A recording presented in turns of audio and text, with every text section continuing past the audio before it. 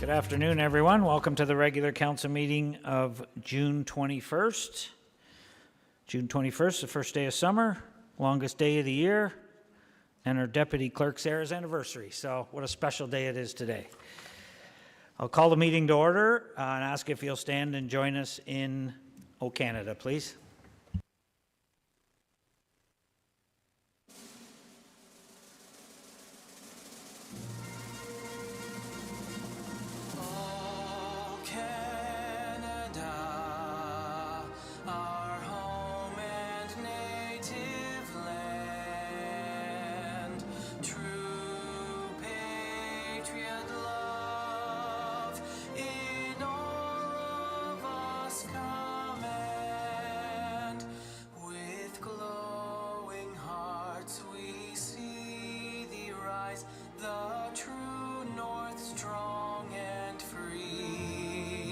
From far and wide, O Canada, we stand on guard for thee.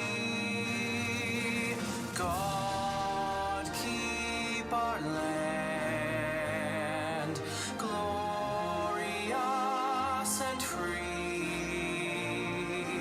O Canada, we stand on guard for thee. O Canada, we stand on guard for thee.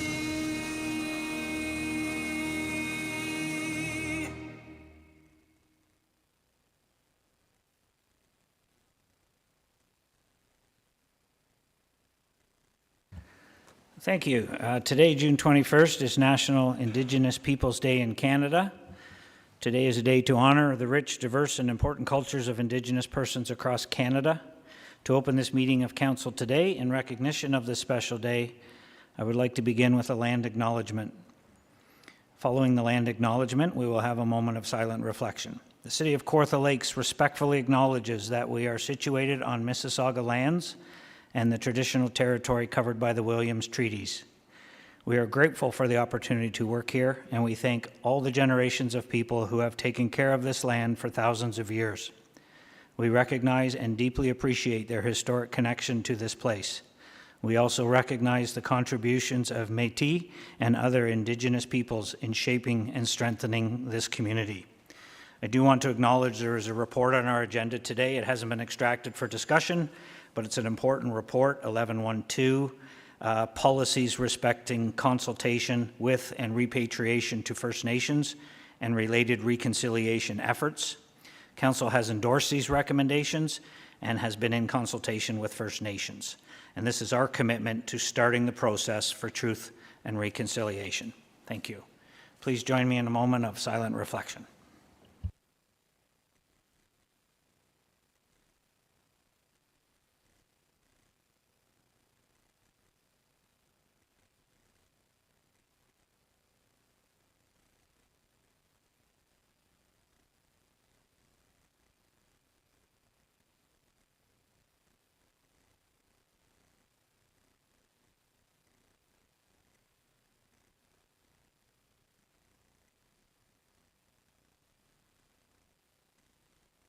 Thank you. Item 2.4 is the adoption of the open session agenda as amended. Councillor Elmsley, go ahead, sir. Thank you, Mr. Mayor. Moved by myself, seconded by Councillor Dunn, that the agenda for the open session of the regular council meeting of Tuesday, June 21st, 2022 be adopted as circulated and with the following amendments. Additions. Item 10.1.1 being correspondence from Douglas Howden regarding an application to amend the City of Kawartha Lake official plan and Emily zoning bylaw 87-06 at 689 Cottingham Road, Grass, relating to item 10.3.12 on the agenda. Also, item 11.1.18 being report purchasing 2022-026 relating to the supply and delivery of one transit bus. Also, item 11.2.1, Fenelon Falls Museum Board Tourism Relief Fund application. Thank you. All in favor? And that's passed. Is there any disclosure of pecuniary interest in anything on today's agenda? Seeing none. Notices and information by members of council. Anyone on council have anything they'd like to announce? Councillor Yeo, go ahead. Thank you, Mr. Mayor, and just let council know we had our first freshwater summit in Coboconk on the weekend, and the turnout was just absolutely outstanding. To thank Councillor Pat O'Reilly for he popped in, and it was just great to see all the people out. I didn't know we had that many kids in the area, so I think everybody brought their grandkids and everything. So a wonderful time. And coming up on July 9th is the Norland Festival, first one in 3 years, and we look forward to the crowds there. So bring the kids out, and baseball players, horseshoes, and even a horse pull this year. So come out to Norland on July 9th. Thank you. Thank you. Deputy Mayor Richardson.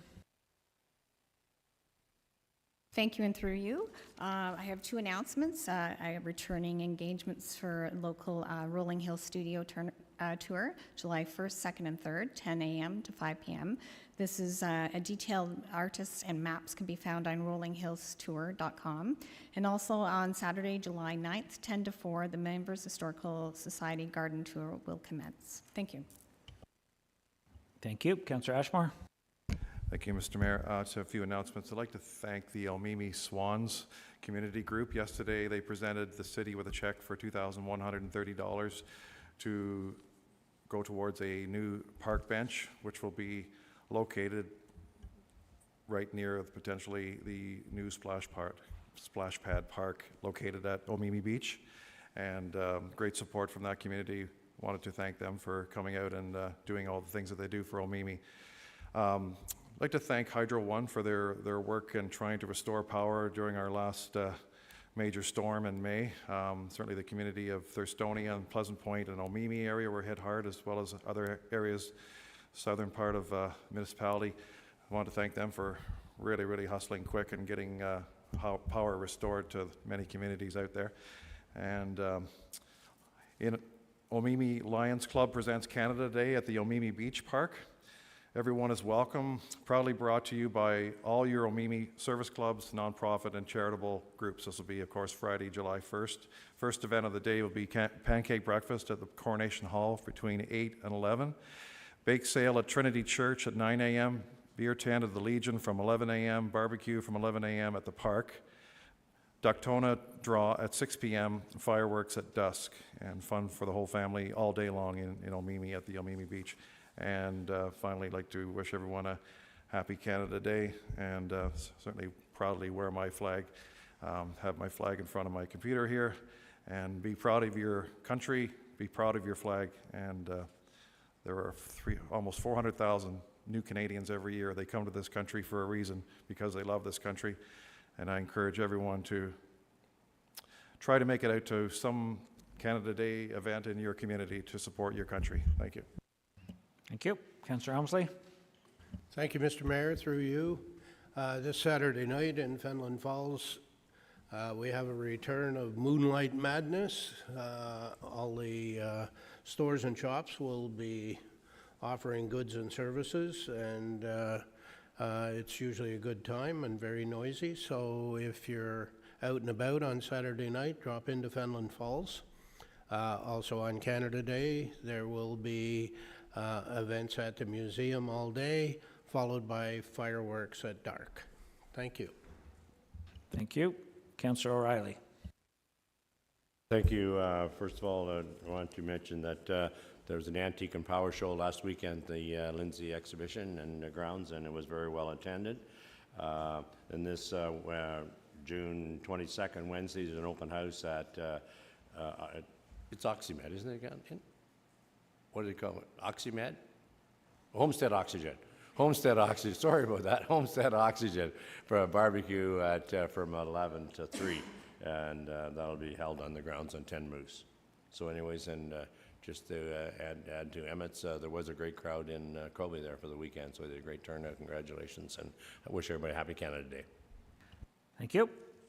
Seeing no other announcements, staff, I don't believe there's anything. Item 5 is council minutes. I need a motion that the minutes of the May 17th, 2022 regular council meeting be received and adopted, please. Councillor Ashmore, seconded by Councillor O'Reilly. All in favor? That's passed. We'll move right into deputations. Our first deputation is regarding an application to amend the City of Kawartha Lakes official plan and Emily zoning bylaw 1996-30 at 689 Cottingham Road. Grass. It's related to item 10.3.12 on the agenda. Becky Fife is joining us by Zoom. Just a reminder, Becky, you did a deputation at the Planning Committee. So according to our procedural bylaw, you have 2.5 minutes. So please go ahead. Can you hear me okay? Yes, thank you for the chance to speak again. Go ahead. Our family holds no ill feelings towards Mr. Grass and his family, but we simply don't feel this business is a good fit for our neighborhood. At the previous meeting, it was clarified that this potential does not limit the type or size of trailer. The only limits are on a maximum of 32 trailers at a time on site and the amount of total land used.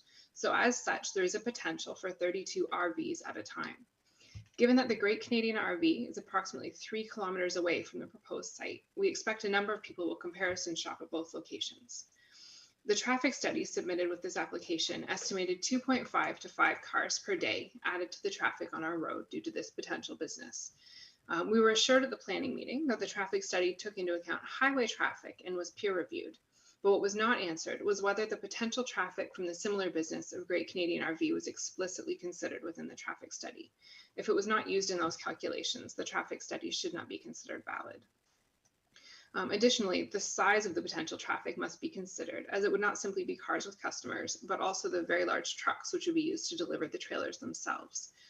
As one of the councillors mentioned at the previous meeting, the limit on the number of trailers on site at one time simply means that a thriving business will have to restock more frequently. Our road is mostly an 80-kilometer-per-hour zone. We have young families and seniors. We have a mix of traffic as it is, which includes the regular vehicles you would expect, plus farm equipment, buses, ATVs and dirt bikes, bicycles. We have a cycling route, apparently, pedestrians, and sometimes, honestly, we even have people on horseback. Any additional traffic is a concern, especially when that traffic would include much larger vehicles. I know the on-farm diversified use document has been cited so many times about this application, and it's meant to help sustain a farming operation. So with the letter of the law, so to speak, would potentially accept the proposed use. But the spirit of that document, as well as the city official plan and all the other relevant documents, are clearly one of protection for our rural agricultural communities. And this application simply doesn't meet the spirit in that regard. There are approximately 75 houses in this section of Cottingham and Orange Corners Road. Prior to the first meeting about this application, over 45 individuals contacted the city in opposition, and more have been in touch since that time. That over 45 people were willing to write letters and make phone calls sends a clear message that the majority of the neighbors are asking you, our elected representatives on council, to uphold the spirit of these documents and protect our rural agricultural community by denying this application. Thank you. Thanks, Becky. I'll just get a motion to receive your deputation, and we'll see if there's any questions. Councillor Elmsley and Deputy Mayor Richardson. Questions? Any questions for Becky? No? All in favor? That's passed. Thank you, Becky. Appreciate it. Our next deputation is regarding the same application to amend official plan and the Emily zoning bylaw. Darlene Callan is with us in person. And same thing, Darlene, you were at planning, so the 2.5 minutes, please. Go ahead. I just wanted to say I hope you'll humor us. We had no idea just what the format of the council meeting would be or whether there would be rebuttal to what our planning committee very responsibly decided. And so we weren't sure what we needed to present, but we wanted you to know that we're very passionate about the farm community that we live in. And we wanted to thank the planning committee for their decision and really questioning the appropriateness of such a business in a rural and agricultural and residential and agritourism area at this point in time. I've done about 200 hours worth of research on this in the past 18 months, and I can tell you that every document I read from the provincial policy statement, all of OMAFRA's documentation on permitted farm uses, on farmland at risk, on the provincial mapping system, All of it says that non-agricultural uses should be directed away from prime agricultural areas, especially traffic that has a farm, especially areas that have farm traffic. OMAFRA tells me continually, remember the intent of this, and we're so pleased that the Planning Committee did that. I think OFA says it best when they say that secondary farm uses conducted on farm properties should be primarily related to agriculture and benefit from close proximity to farming operations, and that all other forms of industrial and commercial development are best located within industrial and commercial zones and within urban settlement boundaries. Coincidentally, that reflects exactly our current official plan. And keeping non-related farm uses out of agriculture means decreasing infrastructure costs, reducing conflict and danger over slow-moving farm vehicles on the roads, and minimizes complaints. These are the types of parameters and restrictions that we hope Council will consider going forward in other decisions that put these types of businesses in actively farmed areas. We see all the petitions going out to save farmland. Saving farmland won't achieve anything if the farmers can't make a living. Farmland without farmers won't feed us. So we're really grateful to the Planning Committee for recognizing that this allows a loophole for people moving on to farms to avoid commercial taxes and overhead. Thank you for supporting farmers who rely on farming for their living.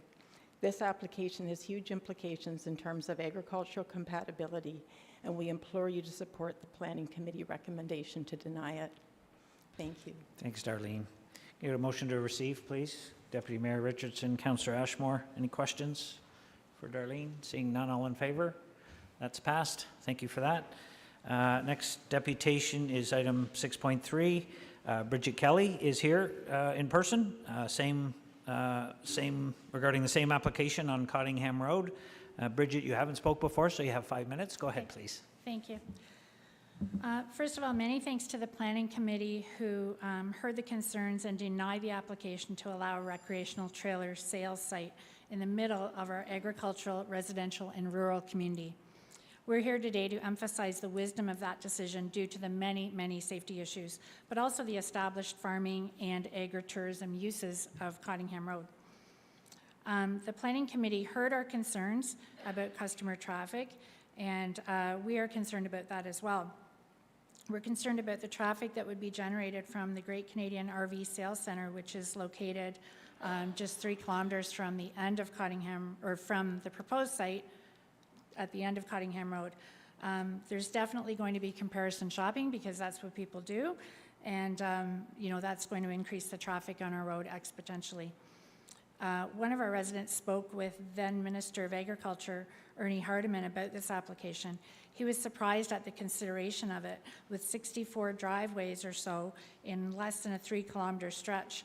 He asked if this would be even considered in a subdivision and suggested the comparison of road widths. Streets in a subdivision are 28 feet wide, curb to curb, and there's usually sidewalks for walking on. Cottingham is 22 feet wide, grass to grass. There's no shoulders on our roads. There's barely room for us to get to our mailboxes, to be honest. There's certainly no sidewalks, but we're expecting large vehicles towing or delivering recreational trailers to be passing farm equipment and keep people safe who have no place else to walk except on the road. Great Canadian RV receives about 30 to 35 vehicles a day going in there to look at trailers, not including the 8 to 10 a day to come in for repairs and parts. That would essentially double the number of vehicles on our road because, of course, they're going to comparison shop, and that's just a huge concern to us. There's also a number of buses on our road. The majority of our homes have children who go to school in Peterborough and City of Kawartha Lake School, so we have increased traffic from that, and especially the larger traffic that would come if this is approved would just put everybody at greater risk. There are a lot of blind spots along our road as well that are not marked. As pointed out, the restricted size of the establishment guarantees nothing in terms of traffic other than the need to replenish the trailers more often, which means more trips. Another traffic complication on Cottingham is the popularity of the Kawartha Trans-Canada Trail and the destination of the Trestle Bridge. Currently, this brings about 20 to 50 cars every day that park along Cottingham, even as far up as my house, which is several houses up from the trail. And on the weekends, there can easily be 100 cars parked. Remember, there's no shoulders of the roads. So these people are parking on the sides of the roads with really no shoulder, blocking traffic, and lots of times you have to wait to get past, and that's just with a regular vehicle. This is a highly used attraction, the trail, for dog walking, cycling, horseback riding, snowmobiling. It's used 7 days a week, every season of the year. The numbers are growing because there's growth of housing in Lindsay and Peterborough, and more people have been discovering it, which is wonderful, but it just kind of adds to our issues with parking and road use. People that use the trail cross the driveway of the proposed site as well as the road right in front of it. So it just increases the chance for problems to happen. Both crossings also need to be navigated by trailers and customers, the trail crossing and the road crossing, making the difference between 2.5 customers per day and 30 exponential and quite dangerous. The rail trail itself fits beautifully with the goals of the Kawartha Lakes Agriculture and Food Action Plan and has significant potential to stimulate the rural economy according to the growth plan. The rail trail has the potential to diversify the rural economy and support local farm stands, bakeries, and so on. Retail trailer sales in this location is a competing and opposing interest with the agri-tourism potential that the rail trail brings, as well as an increased safety risk for everybody. The visibility of the proposed site from the rail trail and the proximity of Great Canadian RV will only increase traffic to the site in an area that doesn't have the infrastructure to support it. And during a season that specifically competes for narrow road space with our local farmers who are working to feed us. Mr. Grass clearly stated in a letter to neighbors that he's doing this to teach his son the ins and outs of small business. If in fact this is his intent, this is not a suitable location, and it was clearly not the intent of on-farm diversified use. He also stated that when the business grows, he plans to move it to a more suitable highway location. We advocate the time for a more suitable highway location is right now. Our residents, as you know from the letters of opposition, are rightfully concerned about our safety, the safety of farmers, and the safety of visitors to our beautiful area. And we respectfully ask our elected officials to support the Planning Committee's denial of this application. Thank you. Thank you, Bridget. I'll get a motion to receive. Councillor Helmsley and Deputy Mayor Richardson. Any questions for Bridget? All in favor? That's passed. Thank you. You're bang on 5 minutes, just so you know. Perfect. Yeah, it worked. 6.4 is our next deputation regarding the same application at 689 Cottingham Road in person. Nancy, is it Page? Did I pronounce that right? Okay, good. And again, you were at the Planning Committee, Nancy, so 2.5 minutes, please. Go ahead. Okay, thank you very much. Again, I'd like to thank the Planning Committee for their recommendation. Just to bring out some of the highlights of our concerns, I'd like to address the farm and road safety regarding the proposal for the recreational trailer sales at 689 Cottingham. It does not take into account the full impact on agriculture and would set a bad precedent for future considerations in agricultural and residential areas. I'm a short person, what can I say? Our concerns are the predicted number of trips. They don't appear to make sense. The vehicles are large and the road is narrow. Then what happens when these vehicles that are towing trailers meet the farm equipment at the top of the hills? These are blind spots, and there is no room to pass and no shoulders to pull over. The road has a number of hills on which close calls are already plentiful with regular-sized vehicles. Farm traffic on roads has increased in the past 10 years as farmers are forced to rent land, now owned by non-farmers, to cover increasing costs of equipment, fuel, and farm supplies, making them more vulnerable to faster-moving vehicles. The prime warmer season for RV sales and repair is the same as farm vehicles are also on the road. Drivers unfamiliar with the area drive at highway speeds. They don't appear to slow down when they're not familiar with the area. Every complication with traffic reduces a window of opportunity to complete planting or harvesting before rain, putting income at risk for the farmers. The provincial document Guidelines on Permitted Uses in Ontario's Prime Agricultural Areas cites 20 references to traffic and the exponential safety risks associated with increased traffic around slow-moving farm equipment. specifically recommended are wide shoulders, reduced speed limits, and controlling traffic access to these areas. In conclusion, we feel conformance with the fifth criteria for the on-farm diversified use has not been met, which is to be compatible with and not hinder surrounding agricultural operations. Based on the unrealistic traffic expectations, this does not reflect the entire impact on agriculture. Cottingham Road has been identified by the city as an active farming area. Please honor this and protect both their lives and their livelihood. Thanks, Nancy. Motion to receive, Deputy Mayor Richardson, Councillor O'Reilly. Any questions for Nancy? Go ahead, Deputy Mayor Richardson. Thank you, and through you, I just want to take this opportunity to thank all the deputants today for coming to council and to coming to Planning Advisory Committee. You have brought a lot of information to the table. You've taught us what's going on in your neighborhood. For me, I know this application came through in the holiday season of 2021, and I think I had 45 calls within 3 days. So I knew there was a concern, and I wasn't sure what the application was. And when I did read it the first time, I was like, yeah, this doesn't seem like a right fit. So I've supported my residents on this path, and I'm very thankful to the Planning Advisory Committee to also, deny this application at the time. For me, I mean, the major concern that just kept jumping out was that whole term of on-farm diversification. My interpretation and the intent of that is it's there to allow farmers to preserve their family farmers, their land preservation. The province put those guidelines in place because they recognize that a lot of farmers are fighting climate change and they need to figure out how to make a living. So at this time, I want to thank the community again because you really have taught me a lot. I think, listening to you today, I think council's learned a lot, and I appreciate your time on this, and I appreciate the Planning Advisory Committee as well. Thank you. Thank you for your question. Any other questions for the deputant? Seeing none, all in favor of receiving? That's passed. Thank you, Nancy. Our last deputation is item 6.5, an application to amend the City of Kawartha Lakes official plan and the Manvers zoning bylaw 87-06 at 344 Old Mill Road, Rewoche Society. This is relating to item 10.3.13 on the agenda, and I believe Mr. Paul McCourt is zooming in. Welcome, Mr. McCourt. Can you hear me okay? Yes, I can. And we can hear you. You have 5 minutes, sir, so please go ahead. Thank you. I'm here today to ask council to deny approval of this application because oversight and a lack of due diligence by the planning division will leave the city exposed to unknown costs for roadway upgrades and possible lawsuits. The devil is in the details. Where this project is to be built, there is only one way in and one way out.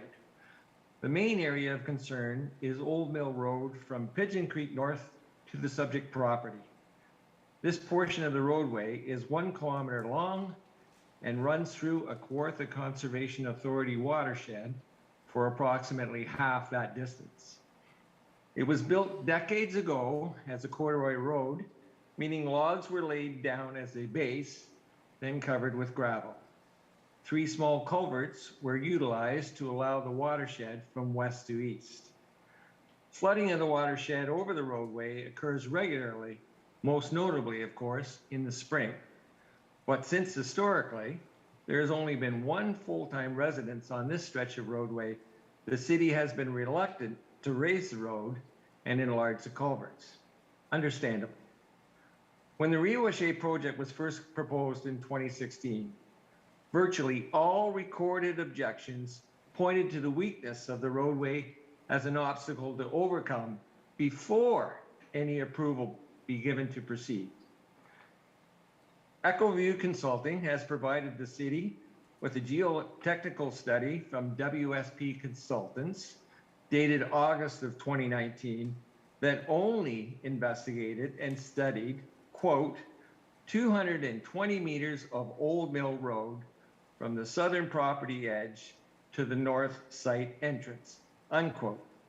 This study then does not cover the 1 kilometer of roadway that's in question. Interestingly, this report clearly states however, that this 220 meters of roadway profile, quote, does not meet the City of Kawartha Lakes design standards. Construction may call for the widening of Old Mill Road, which includes the construction of new shoulders, embankments, and ditches, unquote. If these experts' assessments are to be believed, then I ask, why is it that the rest of the roadway to the property doesn't require these same recommendations?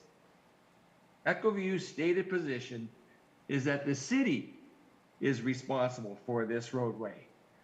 In a letter to the Planning Division dated September 20th, 2020, they stated, quote, "We disagree with the position that road upgrades would be triggered by this application. We believe that any upgrade to the road that might occur in the future would happen regardless of whether or not this application is approved," unquote. This position clearly contradicts their own experts from WSP. The Planning Division recommends a hold provision in regards to the road improvements. And in order for the hold to be removed, development engineering will require the following for review. Quote, "A cost estimate for the improvements recommended in the WSP January 19 report," unquote. The same geotechnical report that I referred to earlier that only addresses the roadway attached to the property. The hold then is only for that section of roadway, not this area of concern. There is not one publicly available documentation associated with this file that definitively addresses the fact that the Riwashe should be and will be responsible for the cost of the roadway to be brought up to standard. Compounding this issue is whether or not this portion of the roadway will even be able to be upgraded. As recently as the fall of 2021, Kawartha Conservation Authority effectively stopped work on the city's attempts to backbrush and ditch this portion of the roadway, fearing that the work would further undermine the delicate corduroy construction of the road. As well, the Ministry of Natural Resources, who were not originally consulted, have now become aware of this project and have concerns about the wildlife habitat, since the wildlife have basically come to enjoy the historical non-use of the roadway to establish their habitat and their travel routes. It is therefore not conceivable that perhaps the roadway cannot even be allowed to be upgraded. Would a lawsuit be forthcoming from the Riwashe in that respect? Time doesn't allow me to speak to many other similar issues with this project that have not met the due diligence standard that should be in place for a project of this magnitude. I ask you please to deny this application. Thank you, Mr. McCourt. I'll get a motion to receive. We'll see if there's any questions. Deputy Mayor Richardson, second by Councillor Elmsley. Questions for the deputant? Seeing none, all in favor? That's passed. This item has been extracted on our agenda, Mr. McCourt, so we'll have a discussion about it later. Thank you. Thank you. Thank you. Okay, we'll move down to correspondence. We have none. Presentations. We have a presentation from Carolyn Danes regarding the 2021 financial statement and 2021 surplus disposition report. Welcome, Carolyn. Go ahead. Well, thank you. Boy, I've got an audience. This is exciting. You guys are going to be really excited. Just the fact that you don't get to meet many of my staff. Nancy Page is an excellent member of the Treasury staff, so she handles human services. Okay, so I guess I got a clicker here. We're going to see if it works. So I've done something. Have I turned it off? I'm starting out well. Yes, that's all I have to say. What have I done? This is why we put you in finance, not IT. Exactly.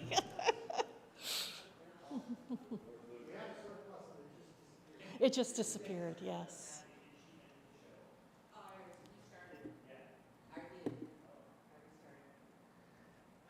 It is a show.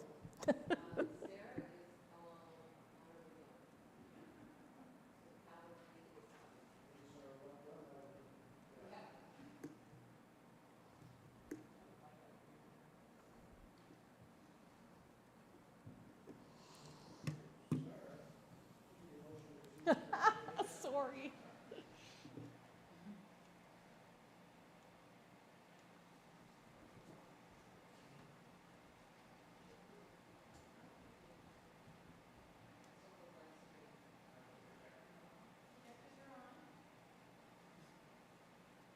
She even came and told me how to run it, and I goofed it up.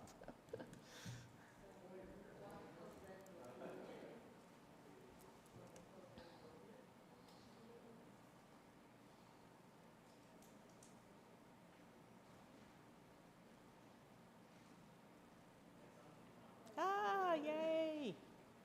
It's so exciting. Okay.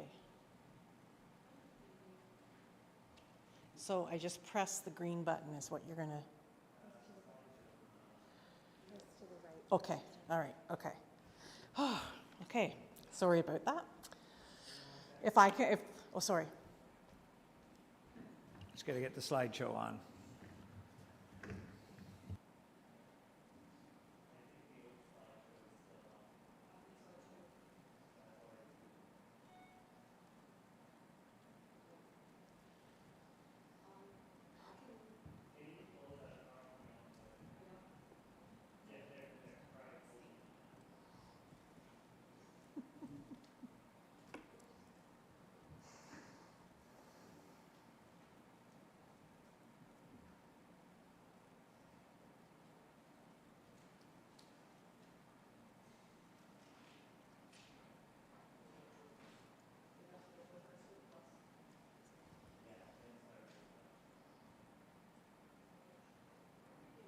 There we go. Okay. So today we're talking about the 2021 audited financial statements and surplus disposition, and there is a report on the agenda that is 2022-008, I believe. So we're going to talk about the results of the audit, and then we're going to look at the overall surplus, a high-level variance, financial indicator review, which I bring to you every year, and some balance sheet items, and then we'll talk about the resolutions on the report. So we have an overall annual surplus in 2021 of 8.6 million prior to the area rate and water and wastewater reserve transfers. And so before that figure, before 8.6, we've already transferred. There was a winter control surplus of 2.1 million brought on by a lighter winter than normal. There's library operating surplus of 254,000 that has gone into the reserve, the library reserve. And the building department, which is the building permit department, had a surplus of about 1.6 million. And actually the building department had building permit revenue of 3 million this year over the previous years of about 1.2 million. So that's showing the growth that is happening in the city right now. So then afterwards, after we have that 8.6 million, there was also a 624,000 area rate surplus, which we'll talk about, as well as water and sewer of 913,000 that have gone into their reserves. So here's what the surplus looks like after all of those reserve transfers are done. So we have a $7 million surplus in the general tax rate, a $15,000 deficit in area tax rate, water and sewer of breaks even, as it always does, as per council resolution, and the KLHHC Corporation has a surplus of 65,000. So we'll talk first about the 2021 general tax rate surplus of $7 million. So the reason for that surplus, and I will say, I want to temper all of this saying that if I was asked if that was going to repeat itself, I would say no, because I think most of the reasons for the surplus are based on the pandemic. So the pandemic is still carrying on in affecting our financial position. So there were waste management fee increases. I think the waste management fees from tipping fees were approximately $300,000 over budget, which could indicate the amount of people being home, cleaning out houses, that kind of thing. As well, we have a recycling sale that happens that we weren't anticipating would be as much money. I think it was budgeted for $180,000 and we brought in over $1 million. So the contractor in that situation sells our recycling material, and there was quite a market for recycled material, for raw materials, for factories and the like. As well, pandemic grants offset some of the lost revenue that we had or increased expenses in the case of Victoria Manor. Throughout the city, there were, the community services area was once again affected by reduced revenue due to lockdowns. Human Services got grant funding for various programs in both housing and Ontario Works and Childcare. Paramedics were in receipt of pandemic grants as well as transit and fire. So those helped offset reductions, but also helped boost that surplus amount. As well, on the offside of revenue, we had training reductions as we were still basically online, virtual for most training last year. We're just starting to see conferences come on board where you're actually attending in person. During various lockdowns in 2021, buildings were closed, so utilities were down, and the fact that staff were working from home, the office supply and the photocopy expense were a lot less. I find myself, I can't remember, well, this is the first thing I've printed in many, many months, so I don't print a lot anymore. Learn to, navigate on the screen now for sure.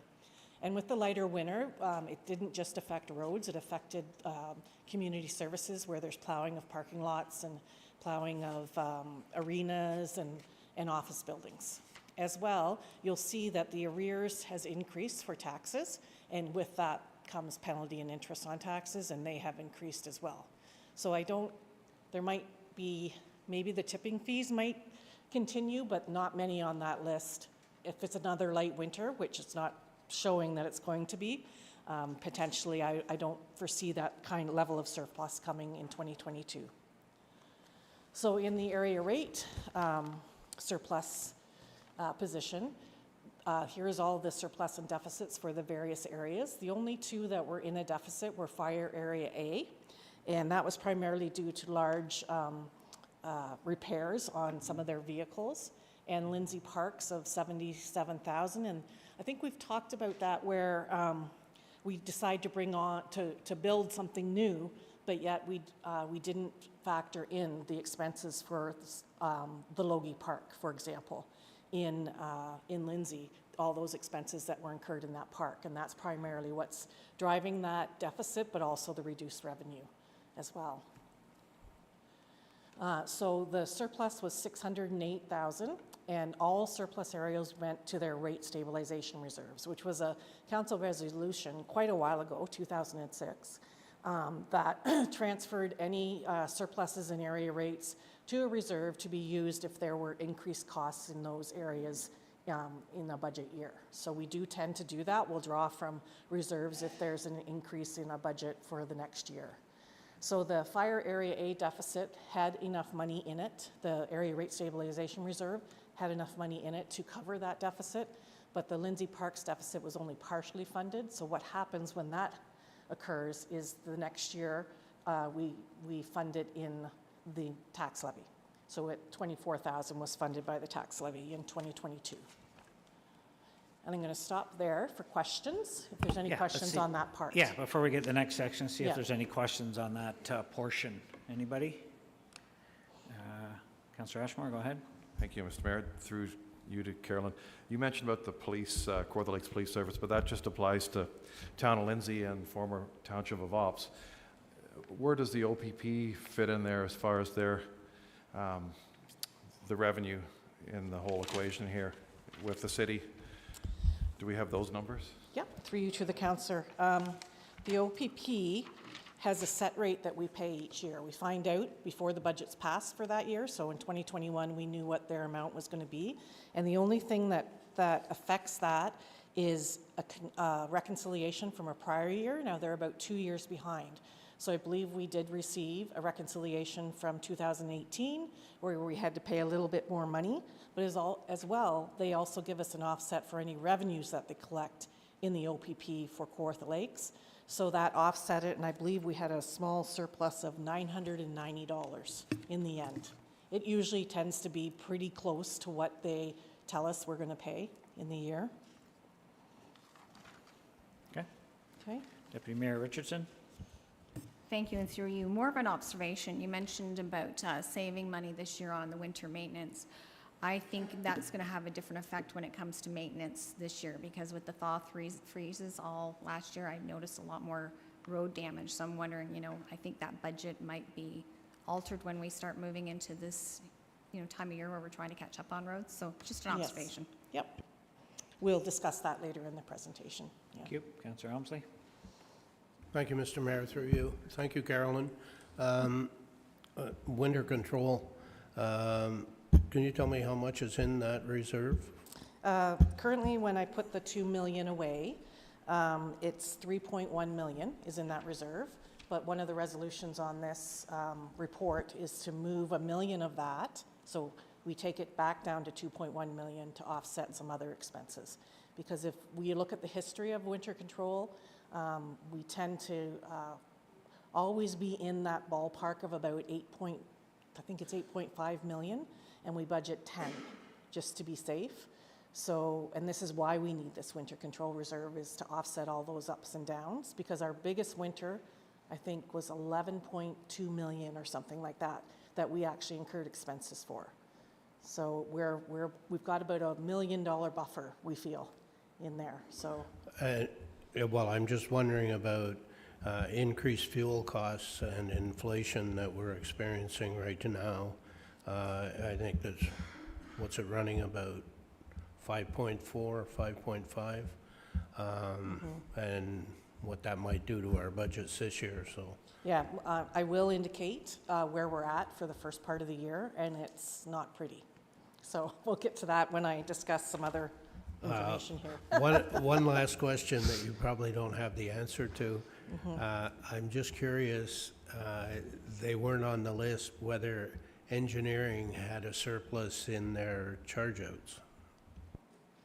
Charge-outs to capital, you mean? They have a revenue, engineering charges for their services. Yes, yes. And I was just wondering how that, if they had a surplus in that. Surprisingly enough, I was a bit shocked that they didn't have more of a surplus there. It was about on par with last year. And I haven't looked this year to see where they're trending. Okay? Couple quick questions, Caroline. Sure. When you mentioned parks over budget, Logie Park, cost-wise, you're referring to the operating costs? Yes. The increase in the operating costs are what's needs to be recalibrated for next year's budget to Exactly. And extra we work. have recalibrated it for 2022. Perfect. There's a separate business unit for it now. Okay, and then the building department, when you have a surplus of that much, the building department, my understanding is a cost neutral, Yes. revenue against expenses, Definitely, charges and fees to cover the costs of our building department.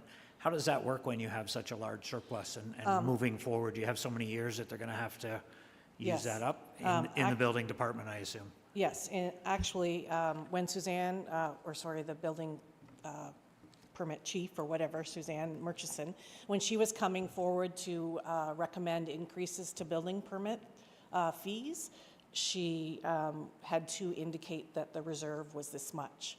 So she had to use that reserve in her calculation of how much the fee should increase, if it should increase at all.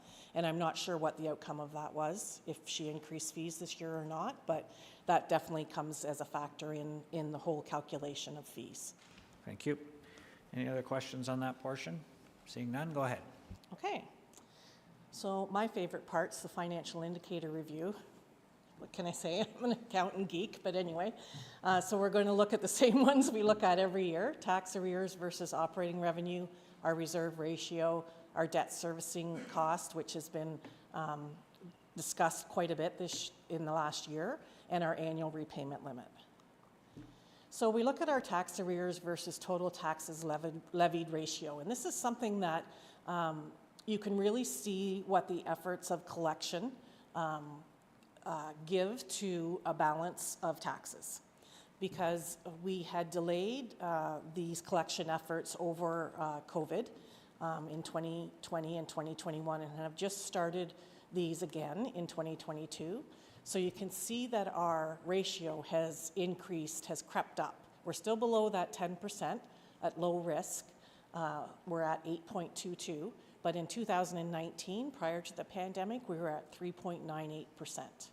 And 2020, you could see that little rise again of, well, quite significant rise of 3% to 7.05%, and now we're at 8.22. And again, when they give us these financial indicators, this is from the ministry, and the ministry will send me all the financial indicators and express concern over any items that are in a moderate to high risk. We have nothing in the high risk. We have some in the moderate risk, but this is a low risk, so this isn't something that is often discussed. But if you look at the South single tier average, we're over that, but we were under that in 2019. So I just wanted to include this slide because this shows you where we were in 2019 prior to the pandemic. We were at 5.6 million in tax arrears, and now we're double that. More than double that of 12.1 million. But collection efforts have started, so we trust that by the end of 2022, we'll see some decrease to that. Again, not a concern, it's low risk, but it's still something that we're actually pretty good at. So, you know, we want to continue having some success in that area. Our reserve ratio of, this has come up. Our 2021 reserves were about 55 million. Our expenses were 229 million. So we have a ratio of 23.84%. Anything more than 20%, again, is low risk. But I like to just show this just because we're always concerned about reserves and talking about reserves, and we will be coming forward this year with a reserve strategy.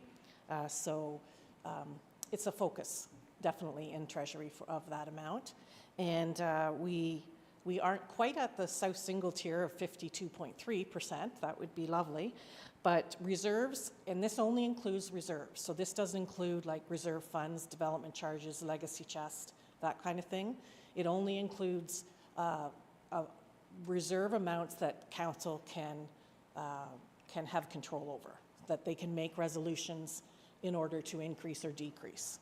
With reserve funds, you can't do that. So this basically just tells us how much money is set aside for future needs. Now, it's a little misleading because that amount includes a lot of amounts that were, a few amounts, sorry, that we're using in 2022 budget to reduce some of the effective tax rates there.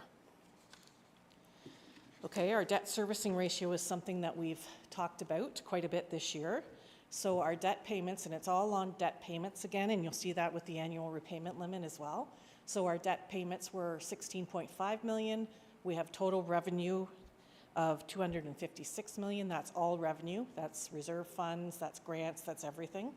And our ratio right now is 6.42. That includes housing.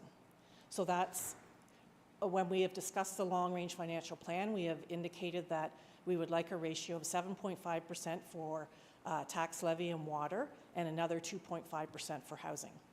Housing's just getting started on their builds out of affordable housing. So they are quite low in their ratio. Right now, they could go out for 67.6 million and still be within that 2.5% debt servicing ratio. That's at 5%. As interest rates go up, that debt that you can go out for becomes lower. So with the tax levy, if you look at just the tax levy, we could go out for 46 million at 5% for 20 years, or we could go out for 27 million for a 10-year term at 5%. The reason why housing is at 67.6 is because we put it over 30 years. So the longer term, the lower payment. So that's why you see that. So we will be coming out with that. I do have another report on this meeting about consolidation. So it's kind of an attempt to get started, to set the groundwork for that reserve strategy that will be coming. So now the annual repayment limit is a little different than the debt servicing ratio, because you have to take off various categories of revenue in order to come up to the annual repayment limit. So you take off grants, you take off reserve funds, any reserve fund usage, so any development charges you used or any parkland in lieu, any legacy chest money that you use comes off that total revenue figure. So then you take 25% of that, you take off what your principal and interest is, and you have principal and interest is the same as the previous slide. So we have 26.5 million more debt payments that we could go out for and still be in the annual repayment limit that is legislated by the ministry. So that means that for a 10-year debt at 5%, we go out for 172.2 million more, or over 20 years, we go out for 288 million more. So we're well within that range. Is there any questions on that section? Yeah, I have a quick one. Just back to your debt servicing ratio, the 6.42, all our debt against all our revenue, debt payments against our debt revenue, against our revenue, 6.42 at the current interest rate. If that interest rate jumped 1%, that ratio would go up without us increasing any debt, correct? If you just took what we had today and what the total revenue was today, it wouldn't matter what the interest rate is. The only thing that would matter would be what the amount of debt you could go out for and still keep that debt servicing ratio below 7.5%. So if interest rates went up, why would that not change our ratio? Because we're locked in at a specific rate? We're locked in at those specific rates. So it'd only be on new debt? It's only be on new debt, we new would debt. have less capacity to meet that number? Exactly. Exactly. Okay, that makes sense. Thank you. Councillor Riley, go ahead. Yeah, well, thanks. Andy asked with the question with the interest increase that I was going to ask too. On the tax arrears, through Mr. Mayor, to Carolyn, is there anything specific? I realize you're going to go out and you're very good at getting them in, but is there anything specific that actually is causing the arrears? Pat, can you talk into your mic? We can't really hear you over here. Sorry, No, if so go there's ahead. anybody in the tax arrears, is there anything specific? You said you're going to, you're good at getting them in, but is there anything specifically that around the tax arrears? Well, I think it's a reflection of the pandemic, and people are out of work and don't have the ability to pay. And because we weren't doing collection efforts in order to offset, the pressure on these people, I think that in the past we would have negotiated a payment structure for them, which we haven't been doing for 2 years. And now we're in negotiating those payment structures that they, if they owe $1,000, then they can pay so much, per month, rather than, just having an outstanding arrears balance. And just one further quick question around the reserves. We're in the middle of looking at or updating our DCs. Do you factor in, or do you just go from the previous DCs, or how do you, what factors do you use when we are going forward with the update on the DCs? Okay, I'm going to talk about that, if that's okay. Yeah, that's coming up. Don't Okay. get too excited. Yeah, go ahead. That's all we Okay. have. Go ahead. Okay, so I wanted to talk about some balance sheet items, which I always do. And really, it doesn't differ from year to year of what the concerns are. They're really, for me, used to be a concern, and it still is a little bit of a concern for the Northwest Trunk receivable. Long-term debt's always a hot topic, and development charge reserve is something that I do have concerns with as well, and I just wanted to indicate the accumulated surplus as well. So the Northwest Trunk receivable, we had payments this year of 1.8 million, which is the most we've ever had. So it actually reduced our outstanding receivable from 19.6 to 19.3. And we do have annual indexing applied each year as part of the Northwest Trunk capital charge. And we are going to do some developer just letters this year. We planned to do it last year, but we didn't get time to do that. But I just wanted to give you an indication of what the indexing rate was in 2020. It was 2.5% when we were enjoying inflation of about 2%. In 2021, it was 7.65%. And it's an indication of the construction price index. So that indicates that obviously those materials are more expensive than they were in 2020. So that added 1.4 million to that receivable balance. And that's how it works, is we add that indexing rate onto the Northwest Trunk receivable. So every year, if no payments are made, their arrears balance will increase.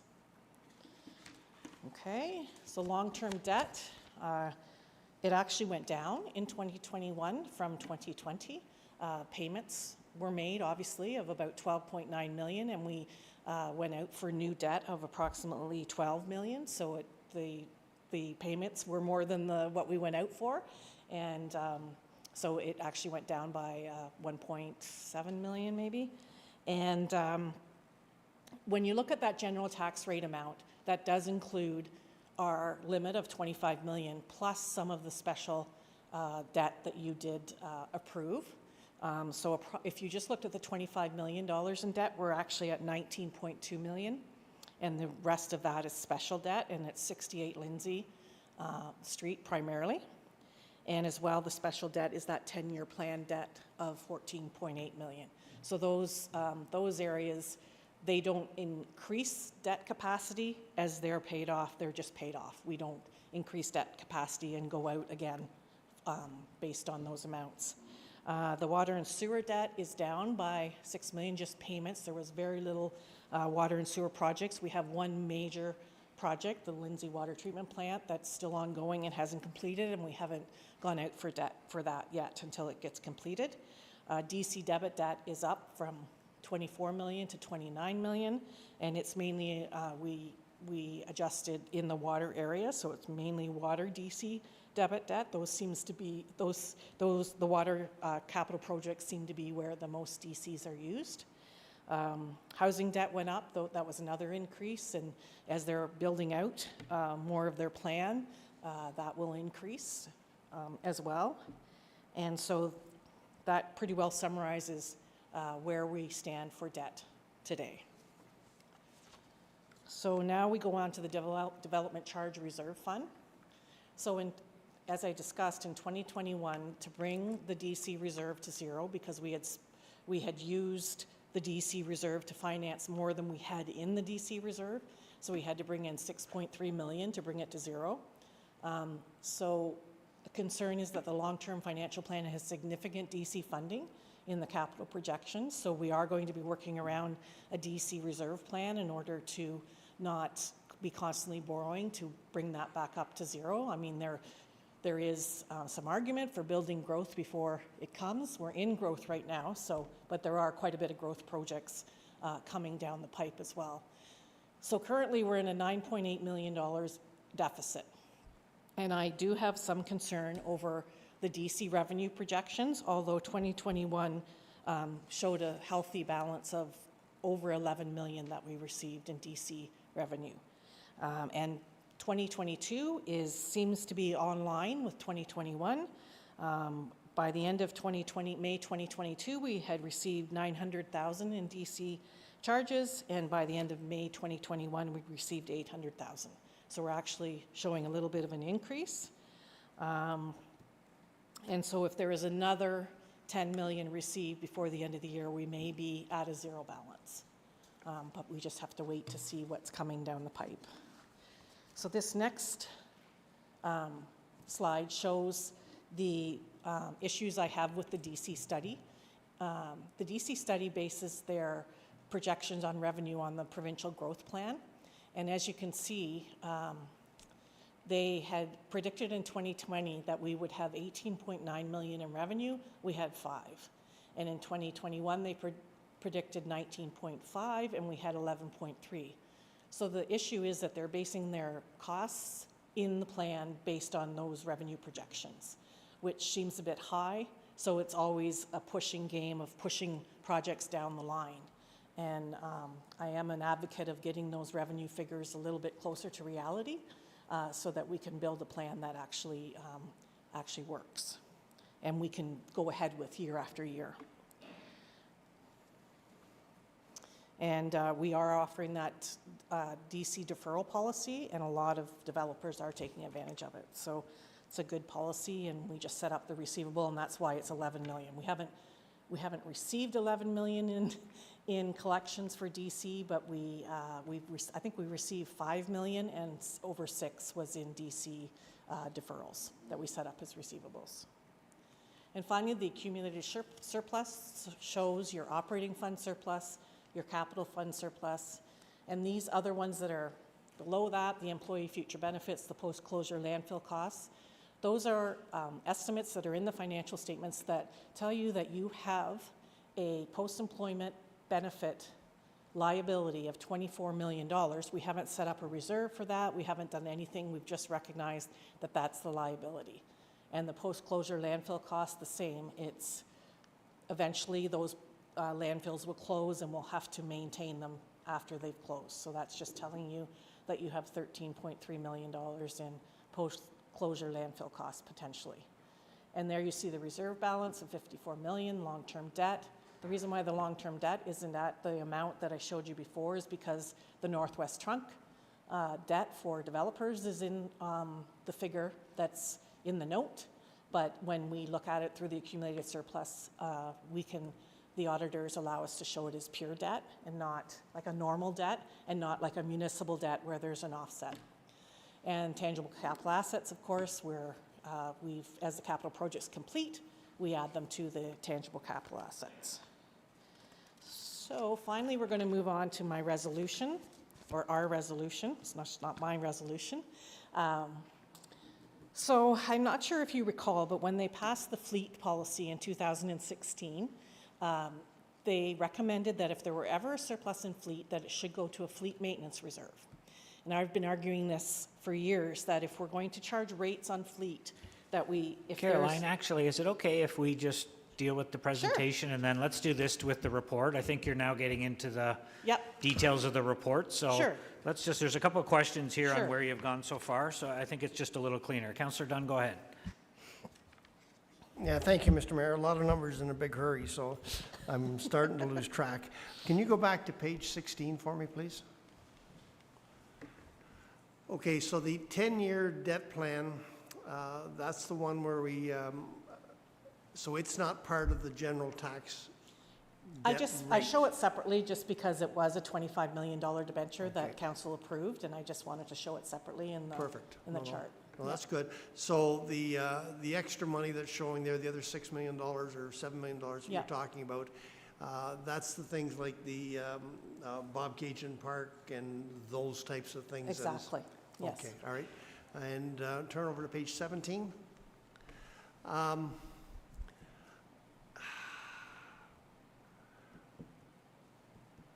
Our current debt as far as development charges, like we borrowed $9 million to bring it up to zero? We borrowed $6.3 million to bring the DZ reserve to zero in 2021. We haven't borrowed anything in 2022. I'm just indicating there that currently the balance is $9.8 million up to the end of May. So that's with all of the 2022 capital budget out of it, as the revenue has been transferred to the capital projects to finance them. And the May revenue that's been received to date has also been applied. So we're at a $9.8 million deficit. So we want to bring it up to zero, it's going to cost? We do, and potentially what's going to happen is those DC collections are going to come in from June till December. And if 2021 total is any indication, we should be close to zero by the end of 2022. And that's tacked on to the 6.3? Nope. Or that's included? The 6.3 brought it to zero, so we started 2022 at zero. So now we're again, after we financed all the 2022 capital projects and any revenue that's come in since May, we're at a $9.8 million deficit. So where's my 6.3? 6.3 was the 2021 balance. No, I got that part. Yeah. But where is it in my books? Like I borrowed that money, I've got to have it someplace where it's in the DC debit debt on this slide. It's part of the 29? Yeah. 29 million in 2021, 24 million in 2020. So there were payments on the debt, and then you increased it by the 6.3 million. Wow. Okay. I'm going to just catch my breath for a while. Thank you. Sure. Thank you. Councillor Elmsley. Thank you, Mr. Mayor. DC's, the Northwest Trunk has a sunset 10 years? 20 years. 20. So from 2000 and, I think it was 15? Yeah, around there. So we're looking at 2035. And that's roughly 19 million? Or is it 19 million plus interest? Every year it increases by the construction price index, which I wanted to indicate last year was 7.651%.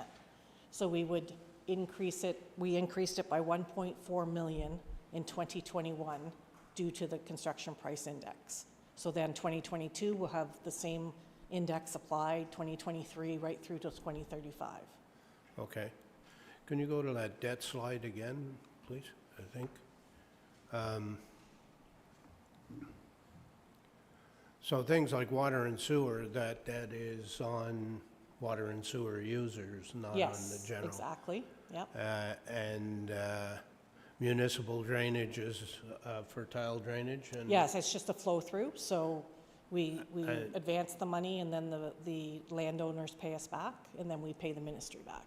Yeah, and the housing debt is Halliburton Kawartha Housing Corporation? Yes, it is. Yeah. Okay. Thank you. Okay. And just on that, the Northwest Trunk debt is on the developers, right? Is on the developers, yeah. The tax base either. Yeah, yeah. Even with the indexing, they're responsible for paying that off, Yes, they are. correct? Yes. Thank you. Councillor Ashmore. Thank you. Through you to Carolyn. This is similar to what yourself and previous speaker said about the Northwest Trunk.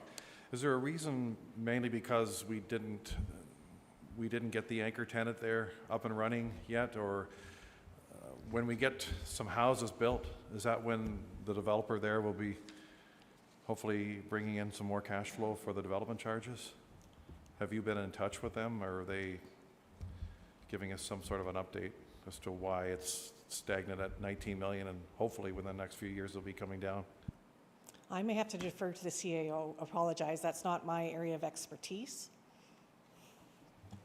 Through you, Mr. Mayor, I think it's really just a time lag in terms of the development occurring. In fact, quite optimistic that the 1.8 million in collections in 2021 occurred. Really does signal a leap forward. You probably know over 80% of the billable sort of lands and area are owned by two developers. And so we're quite optimistic that both are moving forward through those planning processes. I think you're going to see an acceleration over the coming years now that the development approvals are based in place. Okay. Councillor Riley. Thank you, Mr. Mayor. Just further to Ron's comments, I was there yesterday, and on the former Mason site, they're going to start digging basements as we speak in the next week or two, and I think they have over 200 units pre-sold. Thank you for that. Are you okay if we just receive the presentation as it For is, sure. and then you can speak to the last couple of Sure. presentation Yep. regarding, give us an overview of the report? Sure. So let's Sounds do good. that. So let's get a motion just to receive the presentation, please. Councillor Dunn and Yo, thank you. Any further questions on what we've heard so far? All in favor? That's passed. And then we'll go over to Report Corp 2022-008. And Caroline, if you want to keep going and just give us Sure. an overview of what you're looking for there, go ahead. Okay. So I just wanted to give you some background on each of the resolutions. So the fleet department surplus. So the fleet policy recommended that if there was ever a surplus in fleet operating, that it should go to a fleet maintenance reserve and be used in years where there's increased repairs needed on vehicles. Right now, there's nothing to pull from for those kind of increased repairs, so the fleet budget tends to go a little wonky because some years it's heavy, some years it's not heavy. So that's one of the things we want to create, that fleet maintenance reserve, and put the surplus in that. As we talked about, the Victoria Manor had a surplus of 1.5 million, primarily due to the fact that a lot of the paramedic grants that came in 2021, they could not be assured that they were going to be coming in. So they didn't want to budget for for excessive amount of grants and then not have them arrive, and then we'd be in a different situation. So there was quite a surplus there, and the director has asked if 500,000 could be transferred to a reserve, and then he could do a facility maintenance plan. As we know, the Victorian Manor redevelopment had been delayed, and so he would like to get a handle on what actually needs to be done in that area. As I'm not sure if you've heard, I'm sure you have, that the city is undergoing the Empower project, which is our pandemic recovery project, and we're asking that 1 million be transferred into the general contingency reserve committed to Empower, mainly because there might be some technology requirements needed, some building alterations needed, that sort of thing. And the intent is that staff will come forward with reports as they need the funds, and so council will get to approve the use of those funds. The next one is 1 million be transferred to the capital contingency reserve. The capital contingency reserve is the reserve that we use when capital projects are in a surplus or in a deficit. The money goes in, the money comes out. We're finding that a lot of the projects that were estimated for 2022 are coming in with overages in their budgets due to scheduling of product delivery as well as cost of raw materials. So I wanted to be able to boost up that amount in the capital contingency reserve in order to accommodate any increases. Currently, the uncommitted portion of the capital contingency reserve is around 800,000, which is a little low. When I come through with the reserve strategy, I will indicate what the balance should be going forward, but I think that that will help us go ahead with some projects this year. Again, it would be through resolution of council that those funds would be used. Again, we're asking that the 1 million committed that is currently in the winter control reserve of 3.1 million be transferred to the Public Works Fleet Reserve in order to purchase brushing and ditching equipment. The Director of Public Works came forward in 2020 with a report about solving the brushing and ditching issue, and it involved making 2 separate groups of brushing and ditching staff go out to do the brushing and ditching. And in it, he recommended that some equipment be purchased. When we went to do the 2022 budget, there was not enough funds in the fleet reserve to accommodate that purchase. So this will help him in purchasing the needed equipment in order to implement the new brushing and ditching campaign. And that the remainder of the 2021 surplus of 4.3 million be transferred to the asset management reserve to be used for the 2023 capital budget is our final resolution. So when you look at the 2022 projection, I did indicate in the report that we are seeing that winter control expenditures are quite a bit higher than 2021. Currently, up to the end of May, they're sitting at 7.7 million compared to a January to May 2021 of 4.1 million. So we know that there is an issue coming up at the end of the year. We won't know until the end of the year where we're going to be sitting with that. If there is, I think the latter half of the year in 2021, we spent, I don't know if I've indicated the number, but I've indicated that we'll be $300,000 over if we spend the same amount as we did in the later months of 2021, with $300,000 over. So we would need to use the winter control reserve to offset that, that deficit. And as you can see, we looked at some winter events to just indicate that that first portion of the year was a bit heavier, particularly March. Had 7.56 events compared to 2 events in 2021. And the final thing is sorry, I skipped over the paramedic staffing. There is a resolution on my report as well to bring in funds for the paramedic staffing. We have seen quite an increase in call volume in the paramedic area. And we're not 100% positive whether or not the Ministry of Health is going to advance any more pandemic funding. They did advance to the end of Q1 2022, but we're not sure if there's going to be any more funds advanced, and if there are, we can use those funds, but if not, it might have to fall to the bottom line of the city budget by the end of 2022. But we will certainly know that shortly, because something should be coming out in July or August about additional pandemic funding for the paramedics. And I did want to indicate too that as you look at the revenue that is being being received in 2022, we're not quite up to the 2019 level, but we are certainly above the 2020 level. So there is certainly some indication of recovery there. So I just wanted to indicate that to everyone as well. So I just wanted to make sure that we were aware that winter control could be an issue by the end of the year, but we do have that winter control reserve in order to draw from. And that's it. Thank you. Good presentation. Couple of questions. Councillor Dunn. Yeah, thank you, Mr. Mayor.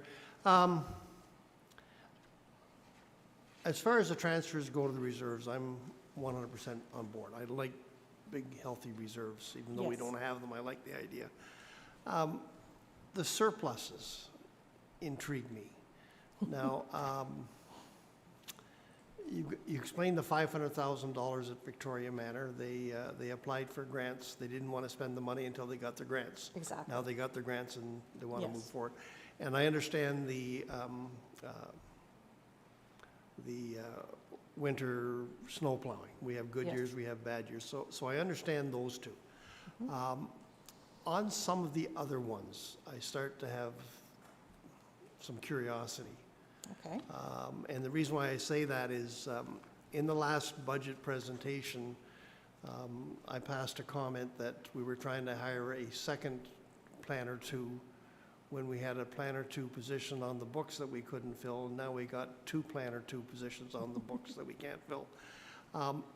And I'm worried that when we do our budgets, that we intentionally, unintentionally, just because it's just the way we do it, that we pad the budgets. Pad's not a good word, but it's the best word I got. Pad the budgets so that we look good at the end of the year. Because I love these types of reports. It shows we've been very fiscally responsible. And I always ask the question, are we fiscally responsible, or are we just passing larger budgets than we need to so that we look to be fiscally responsible? That's a pretty general question. Can you give me a general answer or general comment? I will attempt, but I might pass it on to the CAO after I have made my comment.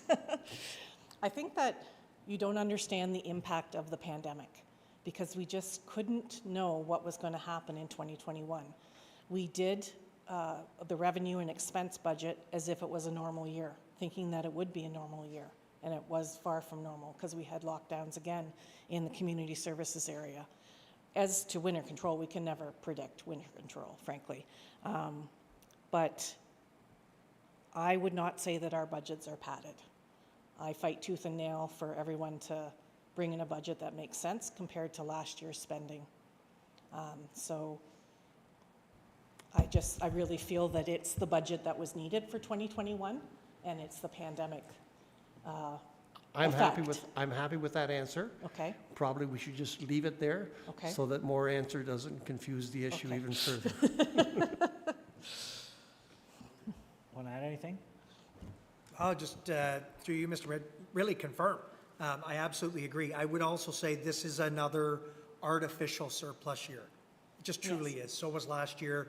You saw numbers quite high, well above our normal sort of average. So I think there's very strong money management in any given year, but the influx of those pandemic grants was a good offset to expenses in the first place. So that's really why you're seeing them. The treasurer said you won't see them again, and I absolutely agree with her on that. Yeah. Thank you. Councillor Elmsley. Thank you, Mr. Mayor.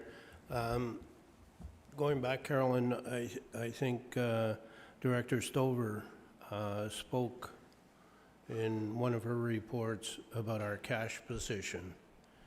And I believe in 2021, it went down, and I'm not sure, could you just speak to where our cash position is right now? Okay, in 2020, when the pandemic hit, we were unsure of where the government was going to be at for grants to help municipalities. They started off helping various organizations, and we didn't find out till August that we were going to even get grant money. So in 2020, we were very concerned about our cash position, and we actually cashed in quite a large investment to ensure that we could move ahead with capital projects and make payroll, just to ensure that we were concerned. So we did do quite a detailed cash plan for 2020. With the onset of the grants, that cash nervousness was alleviated, frankly, because we were getting the government grants from the provincial government. So I don't feel that there's a cash problem in the city. We've managed to put investments away again. I would say that the amount of money we're making on investments wasn't good through 2021 because the interest rates were so low, but you know, you've got our investments are now making more money, but our debt is costing more. So it's a trade-off in a way, but there's no cash issues at all in the city. I wanted to know that before I gave you a motion as printed, but, and that we didn't need to either use some of the surplus for more investment to increase our cash position or to convert it to cash so that we were more stable in terms of our cash position. No, our cash flow is fine. Yeah. Thank you. Yes. So given that, Mr. Mayor, if you like, I give you a motion as printed. Can I come back to you? We've just got a few more questions, but I will certainly come back to you for that motion. Sorry, Caroline. Councillor Ashmore, go ahead. Thank you, Mr. Mayor. Just two quick questions, and forgive me, but I keep it, you know, I pay attention here and I read my stuff, but this, could you elaborate on this Empower program? This is something, I don't understand what exactly it is. We had two pandemic task forces that dispersed money, and could you, maybe the CAO could elaborate, but could you define what this Empower program is? Because we're a lot of money going into it and just wanted to know what it was about. Yep. I'm going to defer to the CAO. Yeah. Thanks, Mr. Mayor. Through you. So we're just launching sort of the next phase coming out of the pandemic. I think it was talked about. We need to learn from, you know, some of the reactions, some of the responses.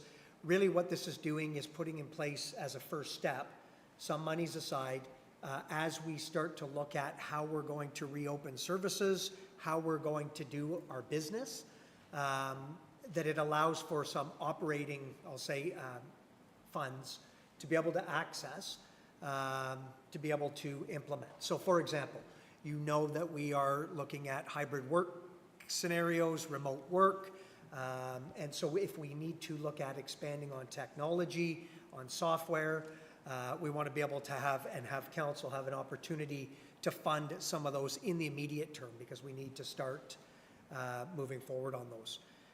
It would also be workspaces, so we're focused on looking at all of our spaces, whether it's here at City Hall, whether it's administrative spaces, or those service spaces that the public is coming and going from in every scenario. And if we need to make some renovations or service improvements, this is some funds to start to fund or to implement those improvements. So it's really just a first step. We're just starting to do the homework now. We'll be making a number of recommendations, integrating it into the budgets, mainly for 2023, and this would be an initial funding source to help with that. Thanks. And the second question is to Carolyn, through you, Mr. Mayor. We talked about 4 additional positions for paramedics, so that would be approximately $500,000. So that would be every year on the operating budget. Before I finish, even pre-pandemic, the Ministry of Health, I mean, they support our healthcare system. Why aren't they owning up to some of these expenses here, regardless of the pandemic? They seem to be laying it all on the municipalities here, but I mean, we're looking at $500,000 per year. Is that correct for this extra expense? Through you to the councillor, yes, it is $450,000. Now, I could talk for hours on how the Ministry of Health handles the paramedic budget. It is 50-50 funded, but it's based on a couple of years prior, each year. So our 2022 budget was based on our experience in 2020. They don't ever do a full reconciliation where, say, in 2020 we were going to spend 10 million and we spent 11 million. They never come forward and say, okay, we owe you 500,000. We owe you 50% of that extra spend. So in the future years, in 2023 and 2024 and onward, these positions will be funded 50-50 by the government. We've already handed in our 2022 budget. They are going to be looking at 2021 or 2020 in order to set that 2022 budget. They're not going to look at our experience in 2022 and say, oh, you need more people, we'll give you more money. That's not how it works in the Ministry of Health paramedics. Every other ministry and Canadian government grant is reconciled at the end of each year based on budget to actual. This one is not based on that. So we may get some funding for that, but we're concerned that we might not. So that's why we're putting in the resolution to fund it, hopefully by pandemic grants, if they continue the pandemic grants into Q2 and the rest of 2022. But if they don't, then we might have to pay that amount. We might get some money in 2025 for the amount that we spend in 2022, but we won't get it in 2022. Okay, thanks. And just one more quick question, please. Some of the reserves last year, I think it was last year, we put towards life cycle extension. I think, Mr. Mayor, you added another bit, which was great, to a few more roads. Do we have the ability to even add to that this year if we have this big reserve here? Even a small amount? I mean, small, 200,000 or 300,000 to add to that budget, because it is a well-used budget and it's really needed for these roads to just keep them alive until they get resurfaced down the future. That was the whole idea of this life cycle extension. It extends the life of these roads, and monies are really important in that program. Would there be any possibility of funds sitting in a reserve that could be used for that program? Through you to the councillor. Now, one of the reasons why we've been able to extend money in that program is due to the federal gas tax grant, which was doubled in 2021. So if the federal gas tax grant is doubled in 2022, then that would be a consideration. We are putting away $4.2 million in the asset management reserve, which is used for the 2023 budget. So there may be funds in there, but that's needed for the 2023 budget. I do believe the Lifestyle Extension Program is part of the capital budget now on a go-forward basis. So there is money each year in the Life Cycle Extension budget. And I'll just add to that, Councillor, that when we add to it every year, the changes to those tenders are done, and the work plan of how many roads that they can do in the course of this year is full. So even adding to it, they wouldn't get them till 2023 anyways. So you might as well leave it in the reserve, and if you have a bigger list of roads in 2023, that would be the time to add to it. Their work plan for this year is completely full up. So good program, you're right, and traditionally council's always added to it when we can, but that needs to be done at the beginning of the year. Okay. Councillor Yeo. Thank you, and through you, Mr. Mayor. So I'm looking at the transfers to reserve, and they look fine. My concern is that we're transferring $1 million to the capital contingency as replenishment with nothing attached to it.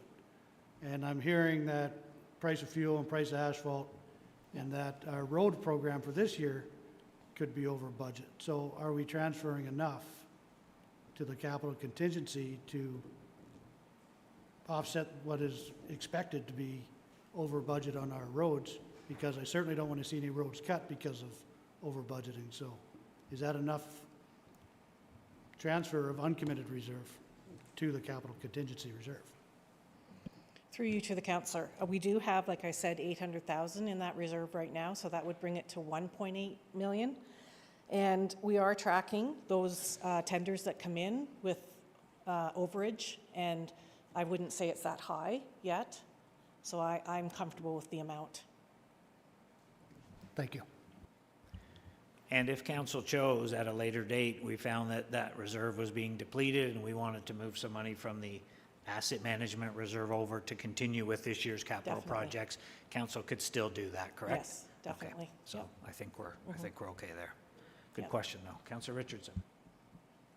Thank you, and through you, that was the question that I was just going down that road, asking if we had enough in that contingency with the cost of, fuel and materials. Yes. So Yep. thank you for that, and I'll give you a motion to second that as printed. It's, I'm just going to get another question, and then we got our mover and our seconder. And Caroline wants it bad, but I got one more question. Go ahead, Councillor Riley. Oh, I think all the problems are going to be solved. We got a newly elected premier, and we're going to have a spring budget, so I think Santa Claus is coming, so I don't think we have anything to worry about. And just in fairness, we have received, back to the paramedic question, which was a good one, we've received fair bit of grant funding from the province during the pandemic for paramedic funding, haven't we? Like, in fairness to the province, they've been pretty good at They have been very forwarding good. paramedic grants. Yes, they have been very good Yeah. at forwarding those grants. Okay, thank you. Councillor Helmsley, I'll come back to you. Will you move the recommendation as printed? Yes. Thank you. Seconded by Deputy Mayor Richardson. Any further questions on the motion? Call the question then. All in favor? And that's passed Great. unanimously. Thank you for your report Thanks. and your presentation.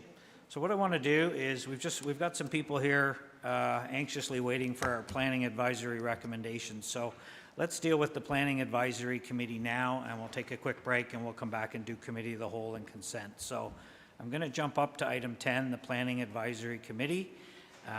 We do have 10.1 is correspondence regarding the planning advisory committee recommendations. 10.11 is correspondence from Douglas Howden regarding the application to amend City of Kawartha Lakes official plan and Emily zoning bylaw 87-06 at 689 Cottingham Road, Grass.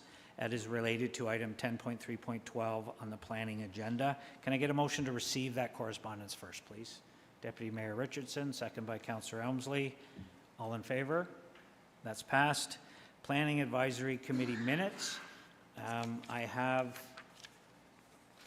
an extraction 10.3.13 from the planning minutes, which is the report Plan 2020-22-039, Part Lot 21, Concession 13, Manvers, identified as 344 Old Mill Road, Rewoshe Society, has been extracted by Councillor Richardson. Deputy Mayor Richardson, excuse me. Are there any other extractions from the Planning Committee report? Seeing none, can I get a motion that the minutes of the June 8th, 2022 Planning Advisory Committee meeting be received and the recommendations included in section 10.3 of the agenda, save and accept 10.3.13, be adopted, please? Councillor O'Reilly, seconded by Councillor Dunn. All in favor? That's passed. Okay, we'll deal with 10.3.13 has been extracted, but I'll just let the deputants know that the recommendation of the Planning Committee to deny that application has been approved by Council. So thank you for coming today, appreciate it. Deputy Mayor Richardson, your extraction is 10.3.13. Go ahead. Thank you, and through you. I wanted to take this time to recognize some of the concerns regarding the Rewoshe application. I recognize that the 3 holding symbols have been put on by the planning department, and I thank them for that. My concern is the road upgrades not clearly documented in writing, and Mr. McCourt made a very fulsome deputation today regarding. From the beginning with this application, I've had an issue with trust because this application, they had gone ahead and built 9 stupas. They've built a garage. They've built 5 garages, sheds, without having any approvals. So now my main focus is this road. This road in writing is responsibility to bring up the standard that will withstand the threshold of traffic that's indicated on this application. So Old Mill north of Pigeon Creek Road gets narrower as you go to the property. I drove it again this week. It is not passable by 2 vehicles. This concerns me. If we do have an emergency situation, how are we going to manage that situation? This road is also a corduroy road, and it's not to sustain the heavy equipment that would be probably needed to make this application go forward. is built of that timber trackway that was used for low-lying swamps. So this is not necessarily a wetland, this is actually a watercourse through this property. I also want to bring the fact that, you know, at the Planning Advisory Committee that day, a question was brought up regarding the size of the project. The day before, the Planning Advisory received a letter from EchoView saying that they would be asking for 2-story additions to the buildings and saying that they would address this through a minor variance. My concern is this should trigger another review and more studies. So I want to be on the record saying that. The Roche report also, you know, made a note in their application saying that they're offered to obtain a maintenance agreement with the city moving forward and pay for a portion of the maintenance. This road definitely needs to be brought up to standard. And I just want to make sure that we, you know, recognize that in our holding and we have it well documented. That's where I'm struggling at this time, is just making sure that we are looking after our residents and we are looking after the city, because this road is a big, you know, part of what's going to be coming, you know, as a development for this particular thing. And I've heard a lot of comments saying, you know, this is good for the community. I'm not on the lines that it is good for the community, because it is a closed society and it is a memberships only, and they have their, you know, it's for meditation and isolation, and they have their own dietary needs, but they're still going to have people coming onto the property. So at this time, I felt like I wanted to speak to it just because I have quite a few residents in the area that have concerns regarding traffic flow, are concerned about the road, and I have the same concerns. So I just wanted to bring it to council right now, and I was wondering, you know, if we have Director Hawley on camera, if, you know, we can say, do we feel like we have the provisions in place so we are moving forward with this project properly? Director Hawley's with us, and many of those concerns were brought up at the Planning Committee, of which I'm a member, as is Councillor O'Reilly. We passed this resolution to approve it based on the assurances that the holding symbols, the 3 holding symbols for each layer of development, would allow the city to make sure that everything was brought up to speed before the H was released. And we were assured that any increased cost to that road as a result of that ongoing development was at the cost of the developer at the end of the road, not on the city. So we were assured that at the Planning Committee, and Richard, we'll just turn it back over to you. Can you give us an overview? Are we on the right path there? Because I think that's the big question. We know this road is not the world's best road. As these people develop at the end of the road, do we have the proper protocols in place to assure that as this road needs to be brought up to speed, and it will, that these costs won't fall onto the city and the taxpayers to do that? Go ahead. Sure, through the mayor to the deputy mayor. Yes, from my perspective, I believe we have everything in place that will ensure that road will be upgraded based on the additional traffic loads that the development places on the road. I know that was Mr. McCord and I had discussed that as well. I mean, the only way to sort of change that would be to update or change the holding provision in the bylaw to sort of specify it out specifically that the developer is responsible for that section of road to upgrade it. But I mean, from our perspective, we feel that the provisions that are there are adequate. However, should council wish to change the wording or tighten the wording or clarify the wording, we can also do that as well. Thank you. Thank you. And on the issue of the 2-story, 1-story, I know there was a little bit of confusion at the Planning Committee, actually mostly by myself, that their application was looking for the 2 stories, where in fact what was presented by the planning staff was the original 1-story, the bylaw for the 1-story, and if they wish to add another story at a later date, that will have to go through the Committee of Adjustment, which is a public process. They'll have to justify that that build. Is that correct? To the mayor, yes, it will have to go through another process.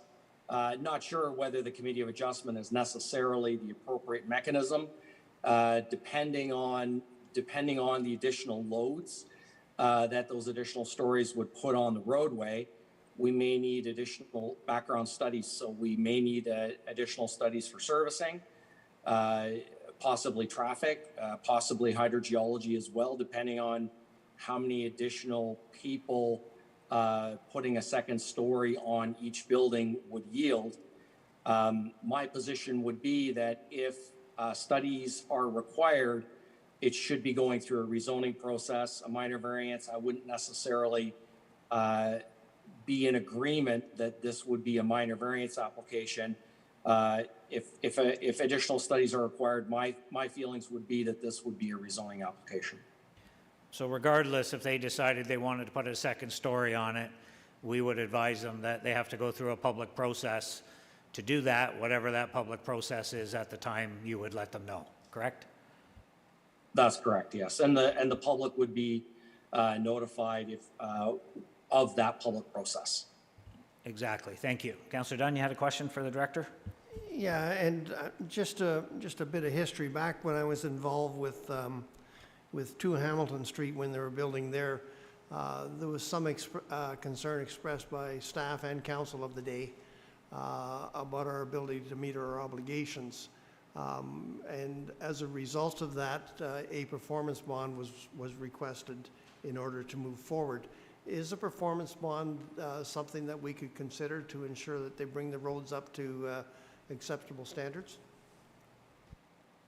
Through the mayor to the councillor, yes, they will have to post securities for the works, and any securities within the public right-of-way would likely have to be at 100%. So because this is road with works within the public right-of-way, those securities are typically taken at 100% to secure for those works. Thank you. Councillor Richardson, Deputy Mayor Richardson, follow up? Yeah, thank you. I appreciate the answer to this. Now, it's triggered another question. You mentioned council could look at bringing a bylaw to actually outline the expectations for the roads upgrade. Would that be something that we would entertain right now? Yeah, we can add it to the motion. You know, the motion, the argument at planning is why this went through was we've asked a lot of these folks, you know, in the back and forth over the many, many years that this has been ongoing, to do a lot of different things. They've done a lot of it. We felt that the proper protocols were in place to protect the city for any future expenses, but I would certainly support, you know, moving the application forward. I think we should, but tightening up that bylaw. I'm not sure what the wording, how would we adjust the original motion, Richard, if council wanted to tighten up the wording as you suggested on that bylaw to make it very clear that any future upgrades to the road are at the developer's expense? To the mayor, so we would change the zoning bylaw provision to be specific that Old Mill would have to be upgraded at the developer's expense. I think from Pigeon Creek Road upwards towards where the entrance to the property is located. And I mean, I think that would certainly spell it out very, very clearly what council's objectives and expectations are of the development. Okay, so what would we change in the wording of the original motion to make sure that gets captured? Where would we add that in?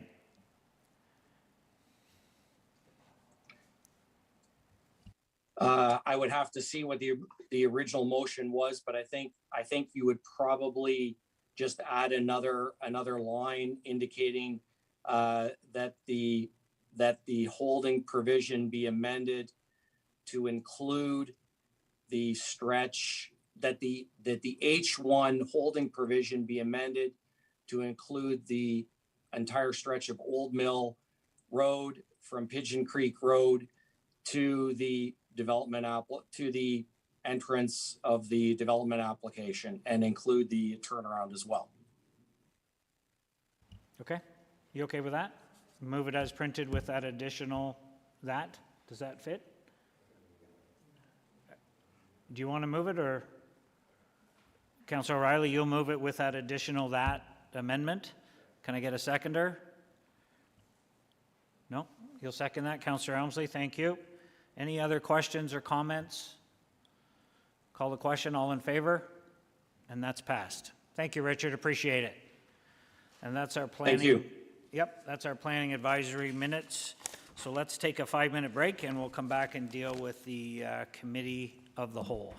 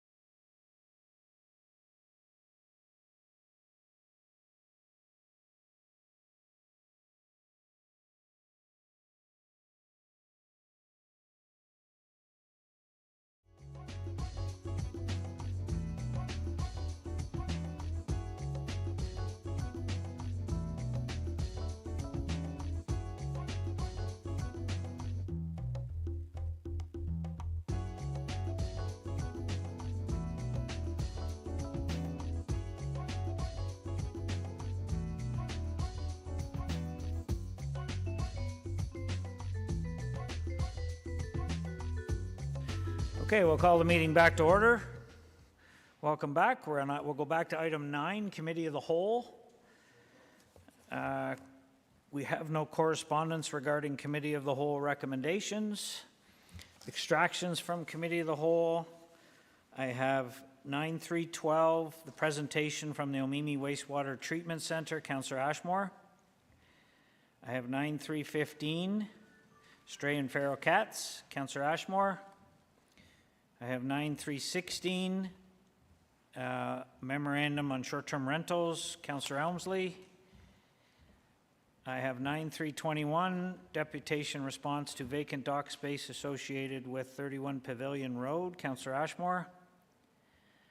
I have 9.3.23, listing properties on the Heritage Register, Councillor Dunn. I have 9.3.36, memorandum regarding speed bumps on Riverview Road in Lindsay, extracted by Councillor Ashmore. And 9.3.37, the memorandum regarding mandatory connection fees, extracted by Councillor Dunn. Have I missed anything regarding extractions? Can I get a motion that the minutes of the June 7th, 2022 Committee of the Whole meeting be received and the recommendations included section 9.3 of the agenda, save and accept 9.3.12, 9.3.15, 9.3.16, 9.3.21, 9.3.23, 9.3.36 and 9.3.37 be adopted, please. Councillor Elmsley, seconded by Councillor Yeo. All in favor? That's passed. Thank you. First extraction, 9.3.12. Councillor Ashmore, was the presentation by the Omemee Wastewater Treatment Center. Go ahead, sir. Thank you, Mr. Mayor. It's just moving to accept this, but and to move this recommendation or this report that Director Rojas made their last meeting, Committee of the Whole. But just wanted to clarify a few things. There was mention about Omemee Water. You know, Omemee and Woodville, they have a lot in common. We talked about Woodville and other things in another discussion, but they're both similar sizes, smaller communities that are trying to make a go of it, trying to expand. With respect to Omemee, there's never been a water issue. There was a report that came in 2008 by a consultant saying that we wanted to pipeline water from Lindsay to Omemee and vice versa, send sewage and wastewater back to Lindsay. Well, that report was never accepted. It was never peer reviewed. So I just want to put it out there because we have to have confidence in our smaller villages, and Omemee's one of them too. So there's ample water, quality and quantity wise, and that's all I wanted to say. I'll move as printed. Move to receive, and just a reminder that this was a presentation on just the wastewater treatment, not the drinking water. So that's right, but comments were made about the water, so I just wanted to fair enough. clarify so that the presentation be received. Moved by Councillor Ashmore, second by Deputy Mayor Richardson. All in favor? That's passed. Thank you. Next extraction, stray and feral cats, 9.3.15. Councillor Ashmore. Yeah, thank you. Just through you two, would Manager of Bylaw be available? I assume he is. Mr. Sloan? There he is? Okay. I had emailed Mr. Sloan there about what the cost would be, and I'm just wondering if he could just reiterate what he said to me. Basically, it would be how much we need. Now, the $85,000, would that be on the upside or the low side of what the total cost of this program would be? Go ahead, Aaron. Did you hear the question okay? You're on mute, Aaron.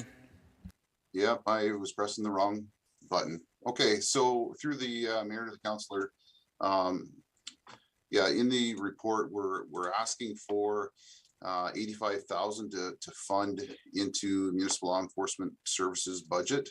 A portion of that will be for the impound services, which the contract expires at the end of December this year.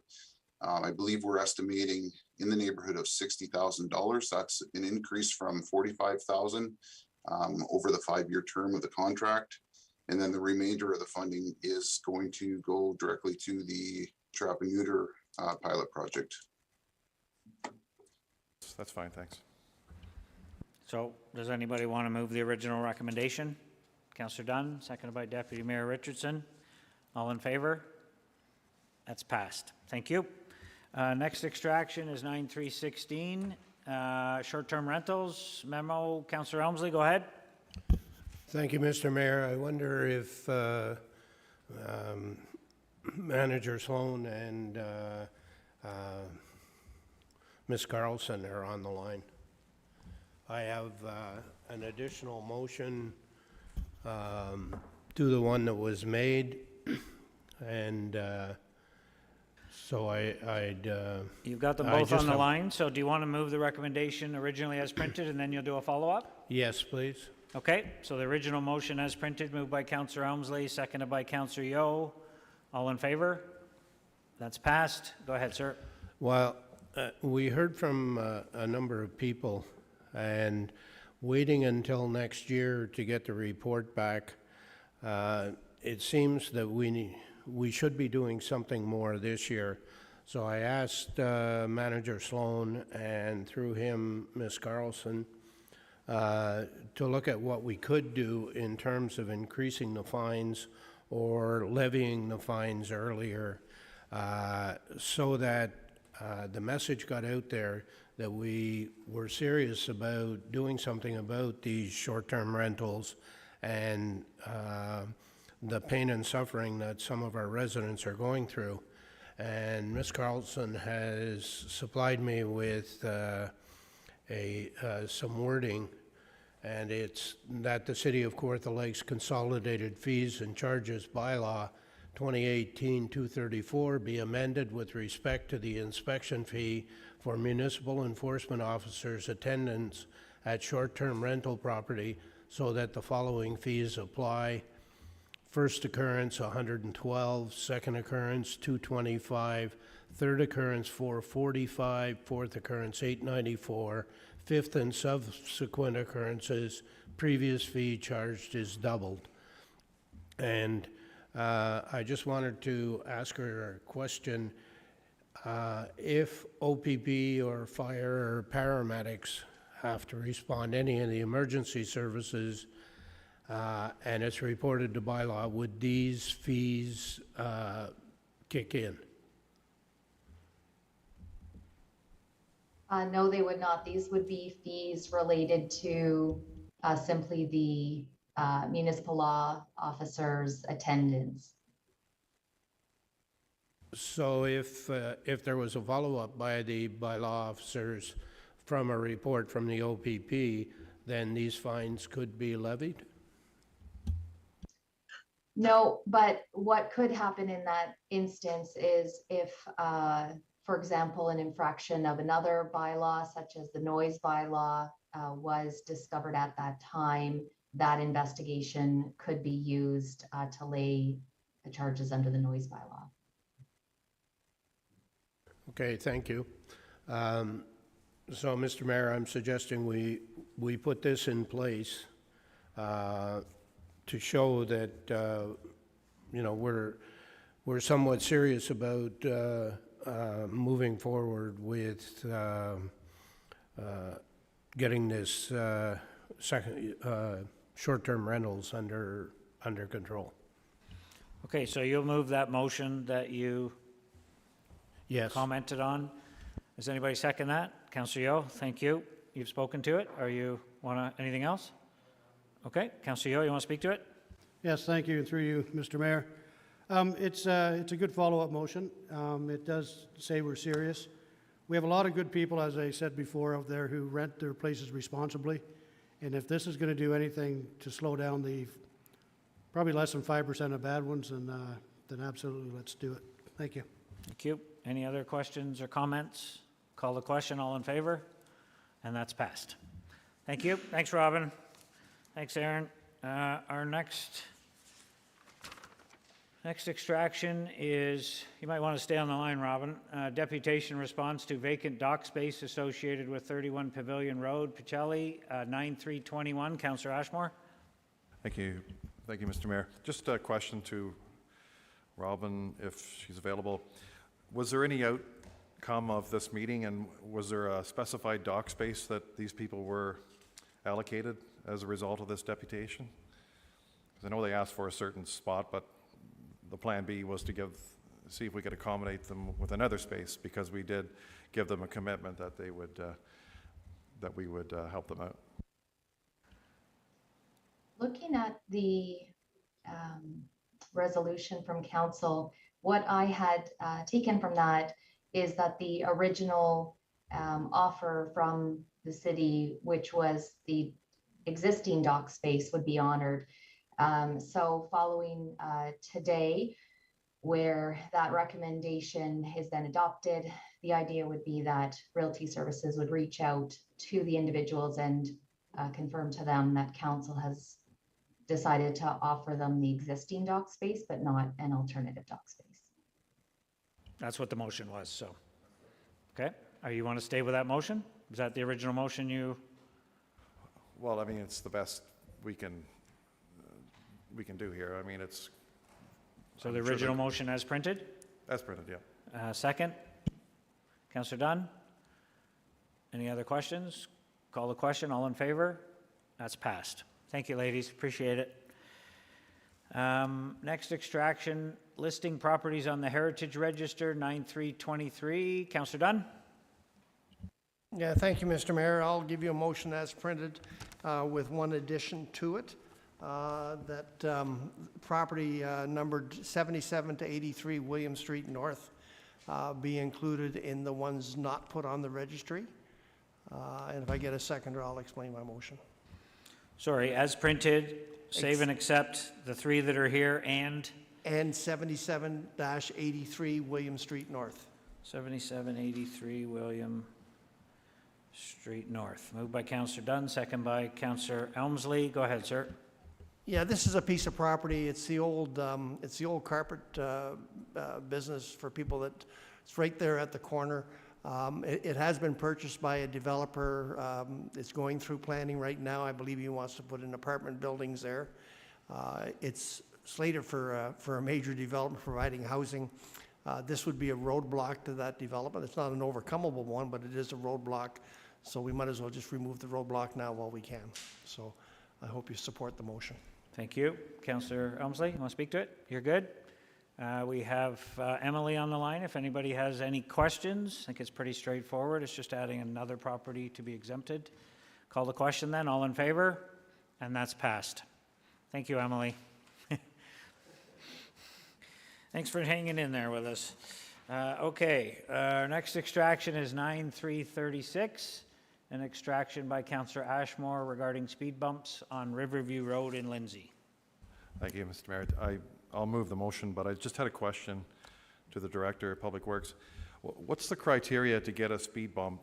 I've got several people that have been asking for speed bumps and over the years and last few years. And is there a clear-cut pathway to get a speed bump? I mean, what is the actual protocol, if there is one, please?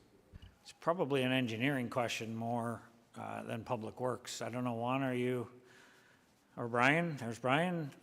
I know Public Works isn't in favor of speed bumps because maintenance-wise, they're an absolute disaster. These are temporary speed bumps that is being proposed. We already have them in stock.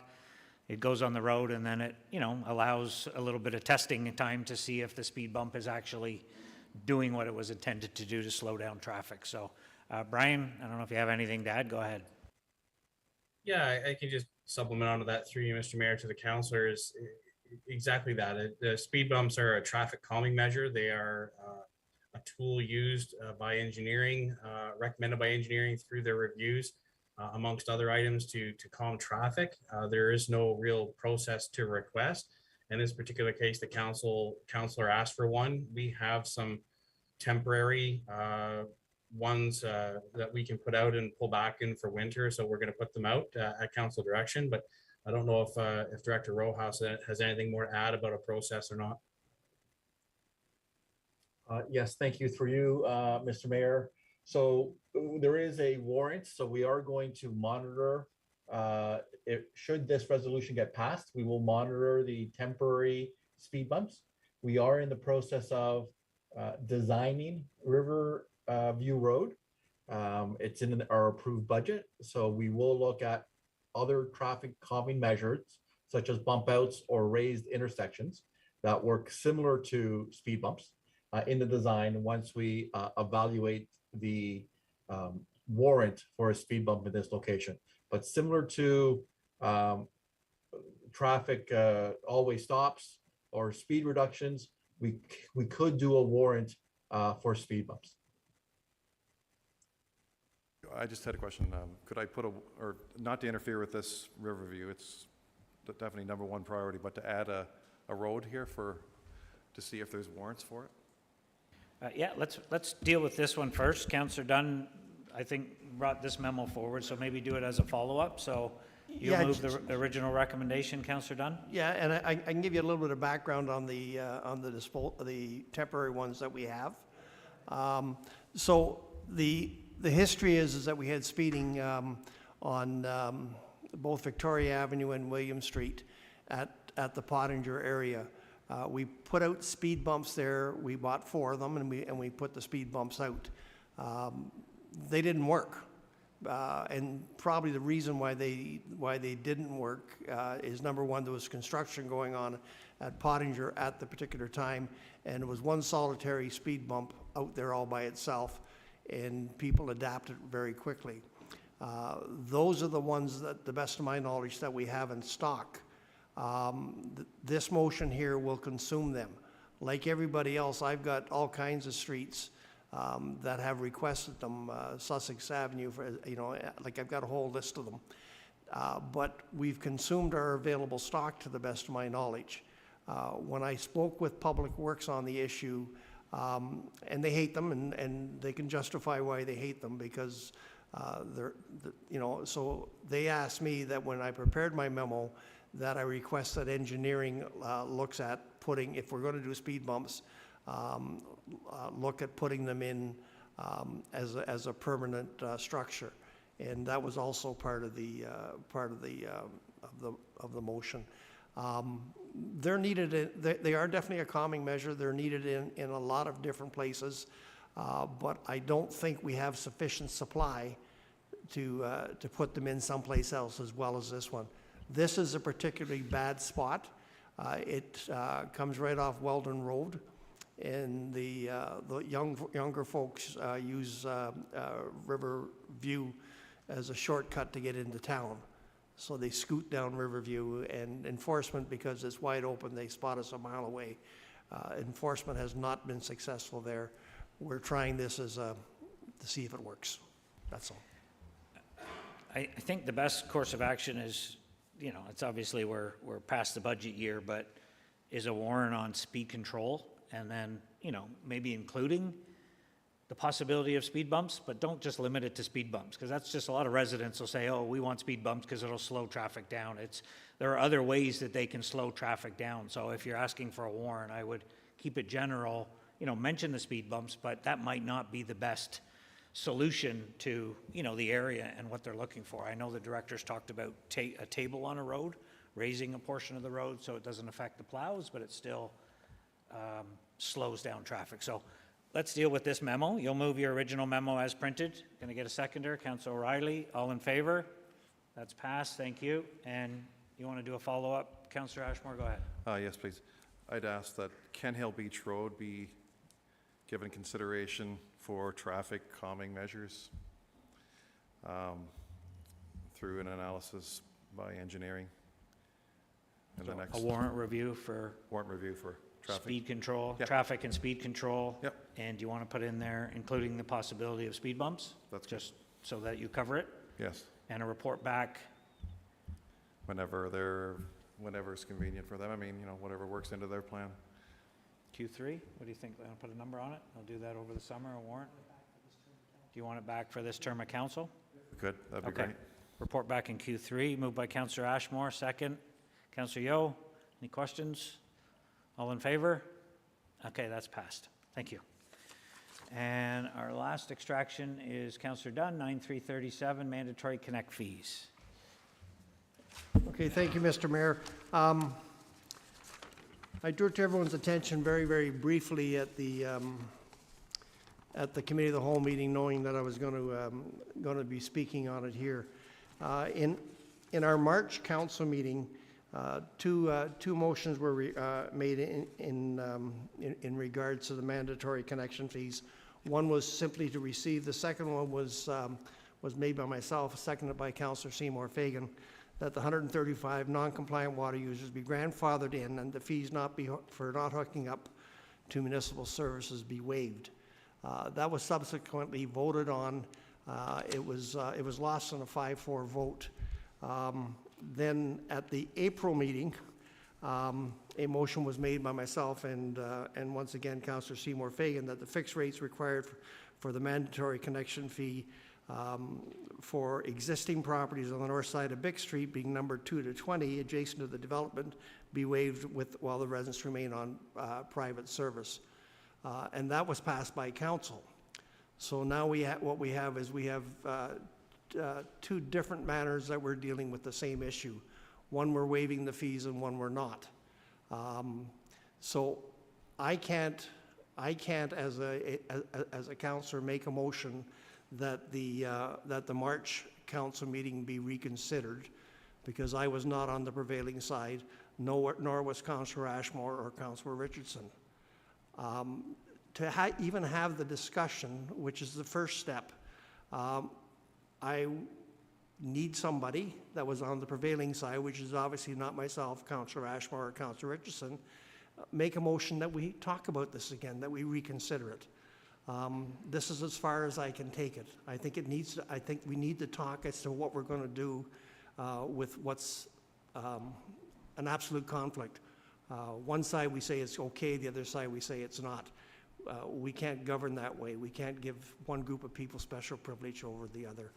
And I'll give you a motion to receive. Let's just go to the original motion that the memorandum from Council Dunn regarding mandatory connect fees be received. That's your original motion. I need to get that put through. Councillor Dunn, seconded by Councillor O'Reilly. All in favor?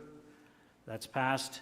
A motion to reconsider is to be applied to a vote that was either affirmative or negative within a limited time after the vote, and it proposes no specific change in a decision, but simply proposes that the original question be reopened.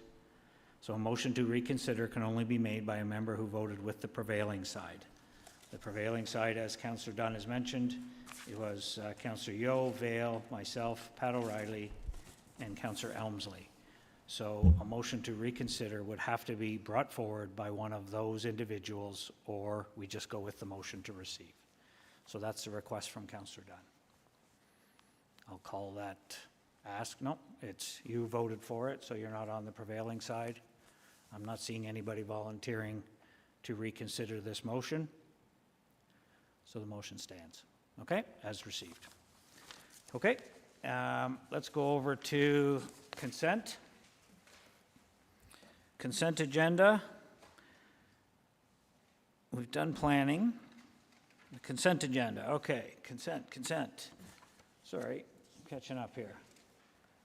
Consent matters. I have for extractions, 1111, consolidation of reserves, Councillor Elmsley. I have 1117, construction of concrete sidewalks, curbs, and gutters, 1117, Councillor Elmsley. That's it. It's all Councillor Elmsley today. Any other extractions from the consent agenda? Seeing none. Councillor Elmsley, you have the consent agenda. Go ahead. Were you going to move the rest of them, or? I don't. Okay, go ahead. Thank you, and through you. Moved by myself and seconded by Councillor O'Reilly that all the proposed resolutions shown in section 11.1 of the agenda be approved and adopted by the council in the order that they appear on the agenda and sequentially numbered, save and except for 11.1.1 and 11.1.7. Got it. Thank you. All in favor? That's passed. And 11.1.1, consolidation of reserves. Councillor Elmsley, go ahead. Thank you.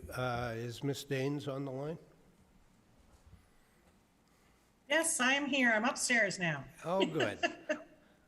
My only concern with what we're doing in consolidating is that perhaps some of the smaller reserves could get lost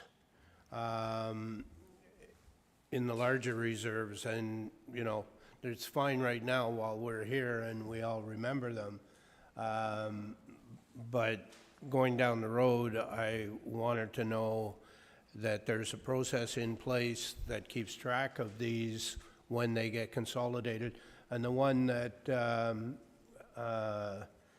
the two, I guess, that I was concerned about were the formation of a human services rate stabilization reserve, and that the balance of the doctor recruitment reserve, the social service program reserve, and the children's service reserve be transferred to this reserve and be shown as commitments, and that the balance of the employee recognition reserve be transferred to the human resource rate stabilization reserve and be shown as a commitment. And I just wanted to know how we're going to make sure that these don't get lost as we go forward. Thank you for that question. Through you to the counselor. We often deal with commitments and reserves, and I think that right now the management of the 67 or so reserves that we have is unmanageable administratively for Treasury. So we're trying to get the reserves that we want to see, such as human resource rate stabilization and human services rate stabilization reserves, and show them as commitments underneath. We do this all the time. We've done it with the capital contingency. I probably have about 10 commitments under the capital contingency reserve already, and we track them all separately, but underneath one major reserve. So I don't have an issue with having commitments at all. And it gets carried over year if they're not used? It does, yep. Yes, with the resolutions attached as to what they're to be used for, and the council resolution as to where they originated, that sort of thing. Thank you. In that case, Mr. Mayor, I'll move the motion as printed. As printed, thank you. Second, Councillor O'Reilly. Do you want to speak to it? No. Councillor O'Reilly, you're good. Councillor Dunn, you had a question? Go ahead. Yeah, just a quick question on commitments through you to the treasurer. So am I to assume that if there's a, and I'm just going to pick one here, if there's currently a balance in the, where to go, in the cemetery capital reserve, there's a balance there of $50,000. And as we do cemetery capital stuff, of course, we can go to that reserve and draw from it. Does that mean we will no longer be adding new stuff to that commitment, and eventually they will disappear and cease to exist? Okay, through you to the councillor, no, that's not the case at all. They will still, if you use that example of the cemetery capital reserve, you will still see the revenues from the sale of columbariums go to that capital reserve, go to the cemetery commitment that's in the capital contingency reserve. So it will continue on as if it was a separate reserve, but it's underneath a blanket reserve called the capital contingency reserve. Nothing's really changing. We're really just changing No. headings and allocating them under specific topics for a little bit Yeah, of like clarity. I'm just, so when we first started off, we had a whole bunch of parks reserves. Every little town that had, like I'm talking prior to amalgamation, every little town had their own little parks reserve of, 5,000 here, and we eventually moved them. We stopped feeding them. Now, it doesn't mean we stopped doing things at the parks, but we stopped feeding that reserve until eventually all the reserves, and now we have a parks reserve type of thing. And that's all I'm getting at. So that's what kind of my question is. I'm not saying Right. that we don't continue to fund things. I'm just wondering whether we just fund them under that one title. Through you to the counselor, if you use that example of the parkland in lieu reserves, there still are former municipal parkland in lieu reserves, and they're under the obligatory reserve category because they can only be used for that municipality. So we haven't dissolved that reserve into the city parkland reserve. However, once the city became a city in 2021 or 2001, apologies, they were now city parkland. So all the revenue went into city parkland, But for example, if Emily had a parkland reserve, it received no more revenue, but it still could only be used for Emily Parkland, and it's still in existence today. And the city parkland reserve is used for parks in the entire city when we need to do Yes. capital upgrades, correct? Yeah, yes. Thank you. Okay, Deputy Mayor Richardson, go ahead. Thank you, and through you. I'm just looking for clarification on Appendix B. We have two that sound like they're similar.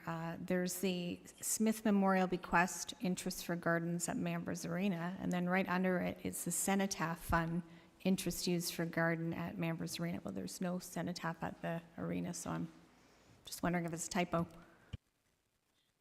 Excuse me, sorry, through you to the counselor. I think it is a typo because it was to be used for the cenotaph. And the interest for the garden is to be used for the Mambers Arena. So you're saying there is no cenotaph fund or any cenotaph there, or? Well, there's no cenotaph at the Mambers Arena. There is one at Bethany. Bethany. Okay, I'll have to look up that one. These are so old. These are back from former municipality days, so I will look at that. Yeah, I think there's two. I think there's one, the Smith Memorial Bequest for the gardens at Manvers Arena, interest only, Yeah. and then the Cenotaph Fund, which is the cenotaph, nothing to do with the Manvers Arena. I think you've just carried over Okay. the typo All right. there, so. I'll make maybe sure that that's corrected. just get Thank you. that. Yep. Any other questions? Councillor Ashmore.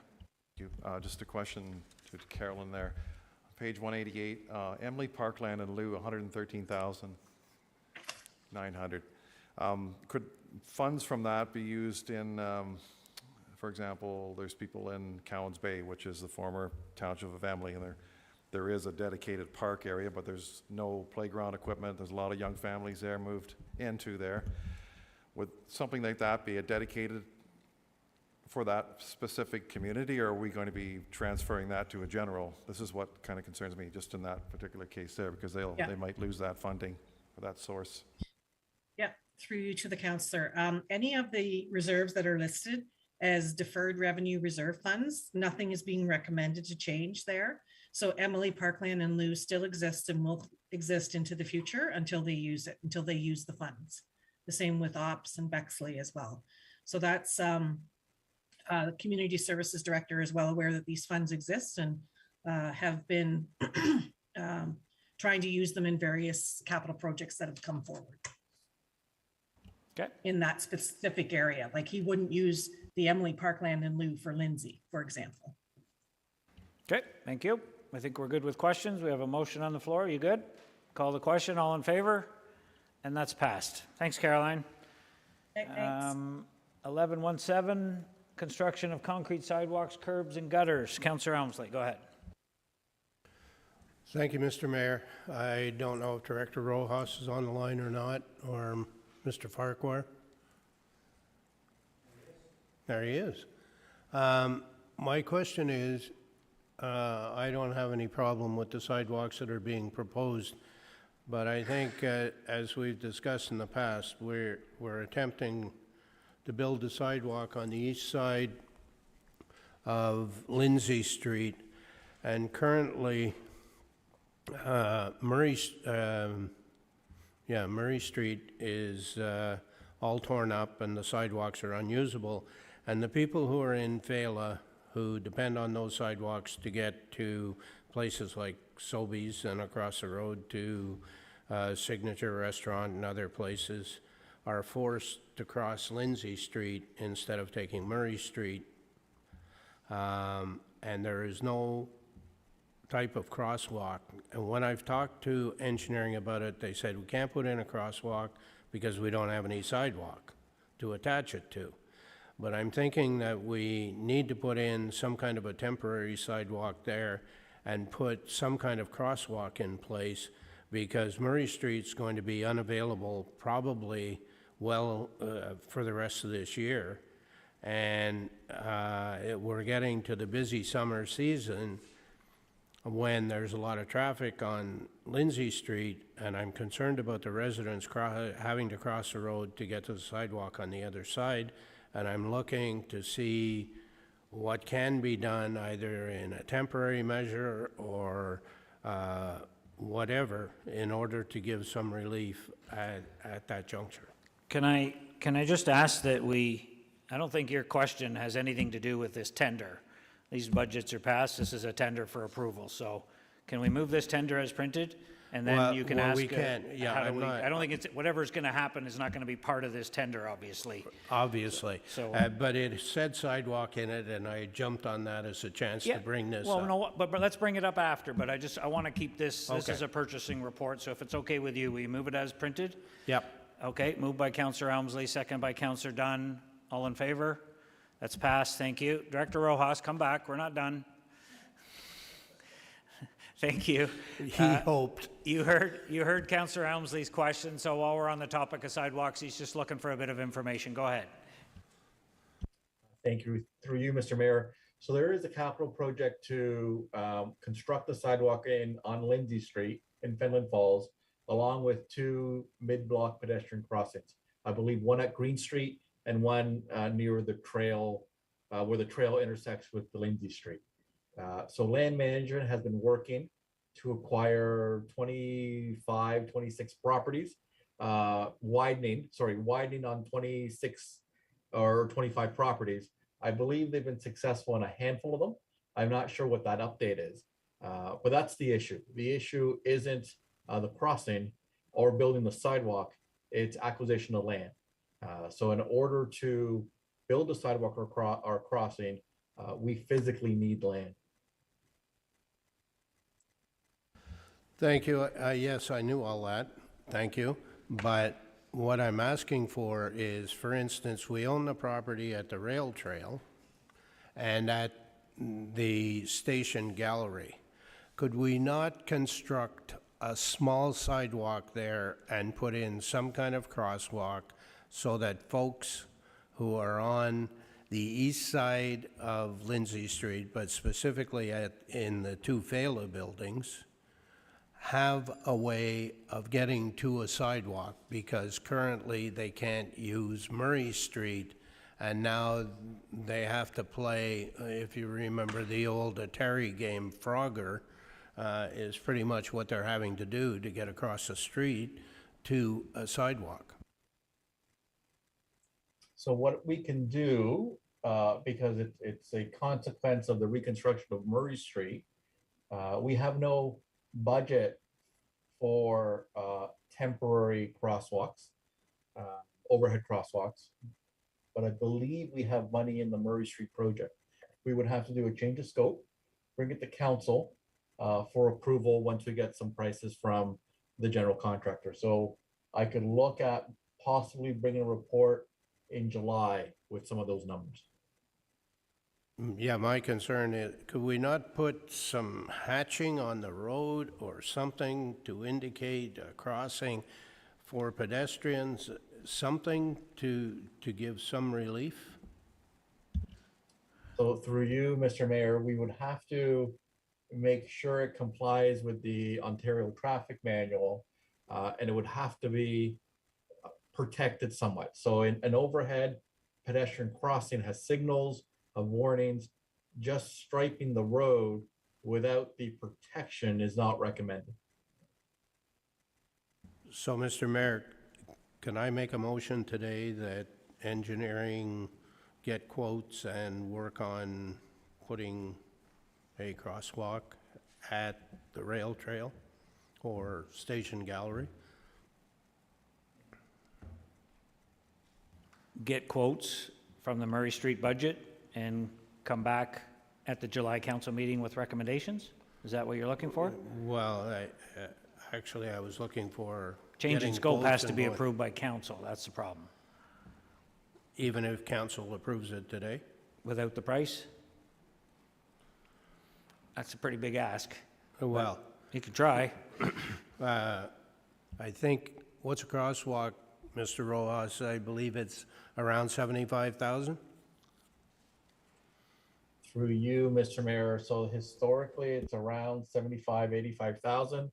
However, as was discussed before, we are finding our tenders are coming over budget. You could probably put a range, let's say of 100,000 at this council meeting for the change of scope, and then we could follow up with a price request from the general contractor that's currently working on Murray Street. Since Murray Street has gone through a competitive process already, I think that would be the best course of action. Thank you. So, Mr. Mayor, I would propose a motion that a crosswalk be constructed from the Murray Street tender to an upside of $100,000. And if I get a seconder, I won't have to speak to it because I've already blathered on about it. So the council approve a change of scope to the Murray Street project for a crosswalk at the rail trail with an upside budget of $100,000. Okay, moved by Councillor Helmsley, second. Councillor Ashmore, you've spoken to it, or you want to? Councillor Ashmore, do you want to speak to it? Councillor Yeo, go ahead.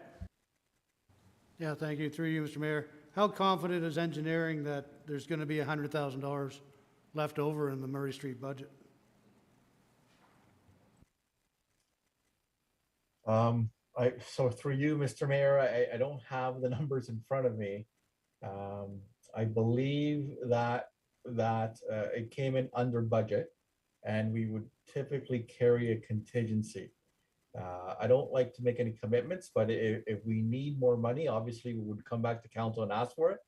But I'm pretty sure we're in that ballpark anyways, that we should have 100,000 or so left over in that program. Thank you. And a follow-up to that. So this would not be a temporary crosswalk. This crosswalk would be there for good?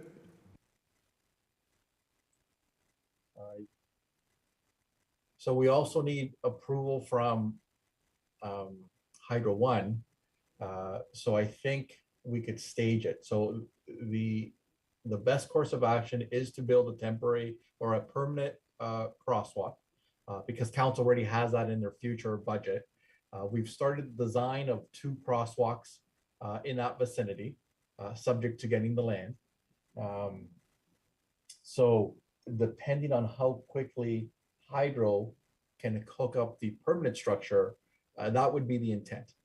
Failing that, it would have to be an interim or temporary crosswalk, but I'm thinking that only the electrical component would have to be, say, throwaway. The rest of it would be retained in its permanent location. Thank you. Councillor Dunn? Yeah, I'm going to speak against this. So we got 2 crosswalks going in on Lindsay Street from what I just heard. We're going to build a 3rd one once we figure out if we got any money. Like this is I guess by golly type of thing, you know. I understand the concern, but there's absolutely no planning. Like this is, oh, let's build a sidewalk, you know. So if I come to council next month and I say, let's build an arena down on Ops, and I manage to talk 4 or 5 other people into it, all of a sudden, well, we'll find the money someplace. Like, there's no background here. This is not the way to govern. You know, like, as soon as we pass this, Council Ashmore might say, I want a crosswalk in Omemee or one in Dunsford. And it's just as legitimate as this one is so far. I just can't support this. Thank you. Councillor Ashmore, you follow up? Just a comment there.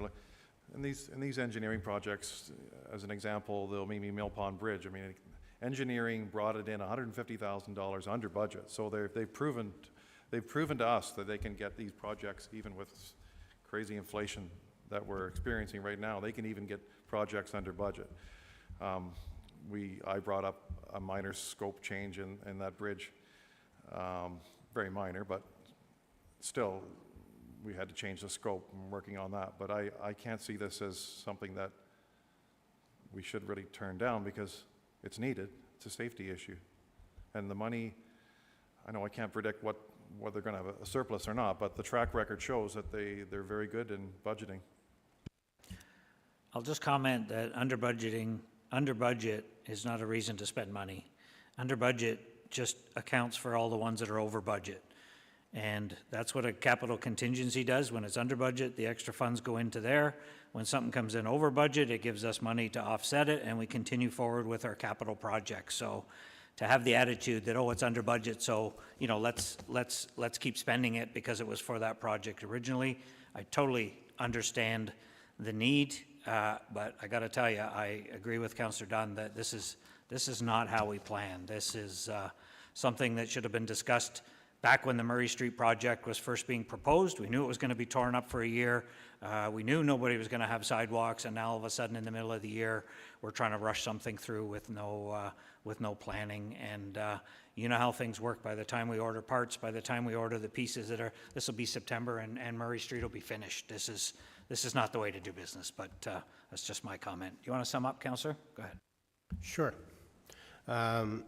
Yeah, I agree with you. It should have been thought of when we were thinking about tearing up Murray Street. Unfortunately, nobody did. It is planned for, because if you listen to Director Rojas, there are 2 crosswalks planned for Lindsay Street. One was at the Station Gallery and Rail Trail. It's exactly where I suggested it go. And the other one is going to be down at the high school. Those are in the plans to do. So it has been somewhat planned. It's just I'm looking for it to be done prematurely because of circumstances that weren't taken into account when we did the Murray Street project. So I think it is a safety issue, and I don't know, certainly I hope nobody ever gets hurt crossing that road, but we're really leaving those residents at Phala with no other options when they want to leave that building. And I don't think in good conscience I can allow that to happen without at least trying to bring forward something that could alleviate that concern. And as far as bringing forward building an ops arena, I think we're gilding the lily when we bring up things like that, but that's neither here nor there. I'm proposing that we look at a crosswalk in order to solve a problem, and whether it's a temporary crosswalk or it's a permanent one, the location is going to be the same as where it would be when it comes forward after all of the properties have been acquired on the east side of Lindsay Street. So I'm hopeful that you will support it so that we can give these people some kind of relief. Thank you. Thank you. Everybody's clear on the motion? Call the question. All in favor? 1, 2, 3, 4. Motion passes. Thank you. 11, so we have one extracted. 11.2.1 was the addition to the agenda. Rebecca Mustard better be on the line because it's her late addition. There she is. Hi, Rebecca. So we've got, I don't have anything. Is there a motion? I don't have it. So Rebecca, why don't you give us an overview of what the panic is here at the last minute, and we'll see what we can do. Go ahead. Thank you, Mr. Mayor. This is coming before you today because FedDev Ontario has reached out to the city and the Fenelon Falls Museum Board to say they've been successful in their application to the FedDev funding, the Tourism Relief Fund. And FedDev has just shared with us that they need a funding contribution agreement signed before the end of the month. And to do that, they need a resolution from council. Hence, we're here with you today. The funding application covers, it's about $40,000 of 100% funding, and it will cover a whole host of fabulous summer activities that are planned at Maryborough Lodge through the Fenelon Falls Museum Board, which is a committee of council. Okay, so the motion that we're looking for is that the mayor and clerk be authorized to execute a contribution agreement with FedDev Ontario for the Tourism Relief Fund to the amount of $39,540 for the Fenelon Falls Museum Board application. That should give them what they need as far as direction. You'll move that, Councillor Elmsley. Second, Councillor Yeo. Any questions on that? Has to be signed by the end of the month. That's why the last minute addition. All in favor? That's passed. Okay, Rebecca, thank you. Thank you. Okay, petitions, item 12. First petition is speed reduction on Elder Street in Dunsford. From Susan Gregg, can I suggest a motion to receive and refer to staff for a warrant review and a report back in Q3 2022, back to this council? Will you move that, Councillor Ashmore? Yes, please, yeah. Thank you. And second by Councillor Yeo. Any questions? Oh, All just in- to point out that, thanks. Dunsford says Elder Street, Dunsford. The address is Dunsford, but it's actually in Kennedy Bay, which is about 5 kilometers from Dunsford, but it's not in the village of Dunsford itself, it's in the community of Kennedy Bay. So, but thanks. Okay, I'll call the question. All in favor? That's passed. Short-term rentals, Linda Dyson. We had a deputation from Linda. I would suggest we receive and refer to the bylaw manager for the ongoing review as part of the report back in Q1 2023. Councillor Yeo, second by Councillor O'Reilly. Any questions on that? All in favor? That's passed. And the resurfacing of McPherson Crescent by Mark Langerap. Councillor Yeo, you... Yeah, thank you. I'll give you a motion to receive the petition and to have McPherson Crescent included in the 2023 capital budget as a decision unit. Decision unit, the That's the- resurfacing of McPherson Crescent as a decision unit? Yeah, if a seconder, I'll speak to it briefly. Thank you. Moved by Councillor Yeo, second by Councillor Dunn. Go ahead. Thank you. I visited McPherson a couple of times over the past month or so, and it's hard to tell where the asphalt stops and the gravel starts. It's all over the place. It's in bad shape. It's a beautiful neighborhood. It's over by Centennial Park. They look after their properties, and the road just has to be done. So I didn't want to ask for a staff report because it has to be done. So I'm asking to put it in the 23 budget as a decision unit and let council decide then to do it. Thank you. Thank you. Councillor Dunn, you're good? Any questions? All in favor? And that's passed as well. Thank you. We have no other new business. Bylaws. Bylaws by consent. Councillor Yeo, we are extracting 14.122, which is the Rewoshe Society bylaw, because we've amended it. Zoning, the zoning portion of the bylaw. So that's the only extract. Are there any other extractions from the bylaws? Councillor Yeo, go ahead. Moved by myself and seconded by Councillor Elmsley that the bylaws shown in section 14.1 of the agenda, namely items 14.1.1 to and including 14.127, save and accept 14.122, be read a first, second, third time, passed, numbered, signed, and the corporate seal attached.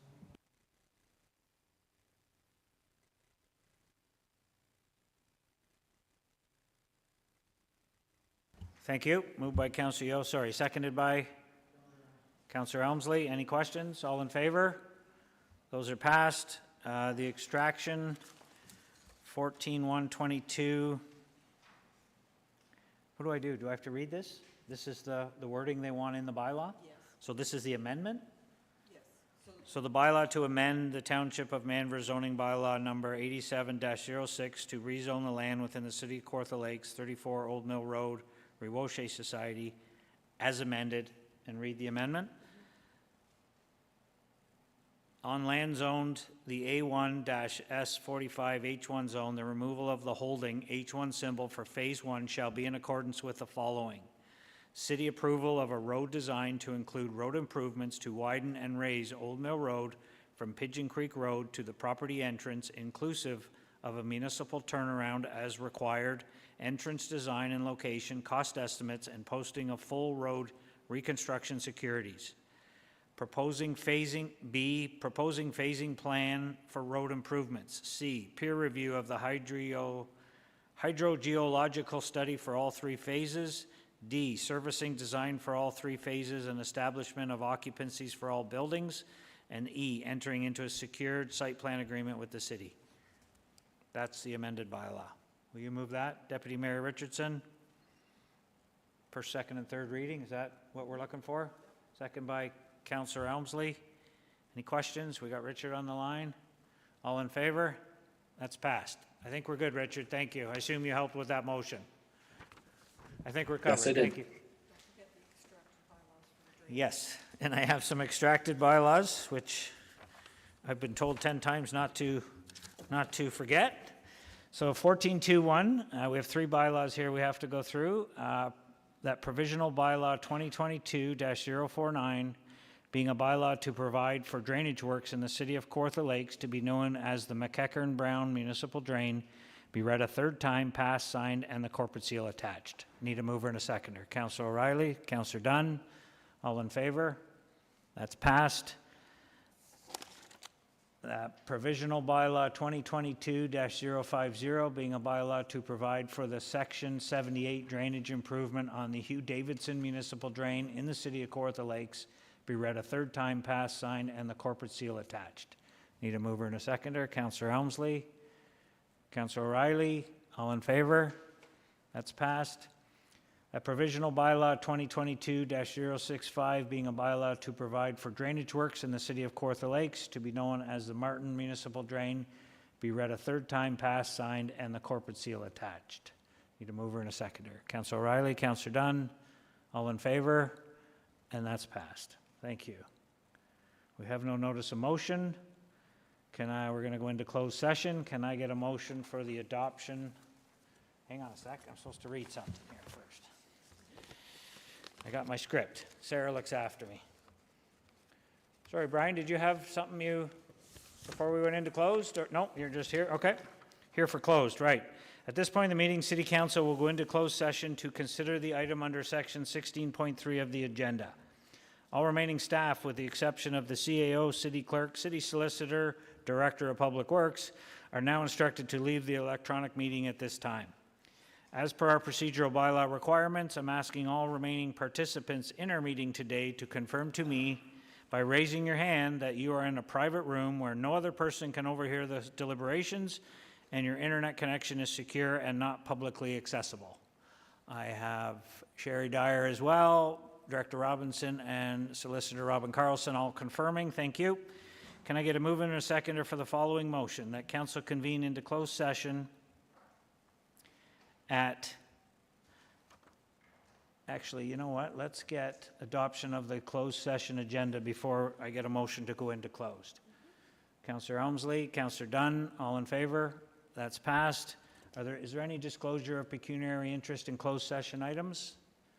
Seeing none, can I get a mover and a seconder that Council convene into closed session at 3:57 p.m. pursuant to Section 239(2) of the Municipal Act in order to consider matters identified in Section 16.3 of the regular Council meeting agenda of Tuesday, June 21st, 2022, namely item 16.3.1 to and including 16.3.4. Can I get a mover? Councillor Ashmore, thank you. Second by Councillor Elmsley. All in favor? That's passed. That's carried. At this point, your meeting broadcast will now end. For members of the public watching on Cogeco Cable, your TV, and live stream of the meeting on YouTube will now be temporarily paused for members of the public. When closed session is complete, the live stream of the meeting will resume to address the remaining open session items on the agenda. Joel, you give me the heads up when we're clear. Thank you.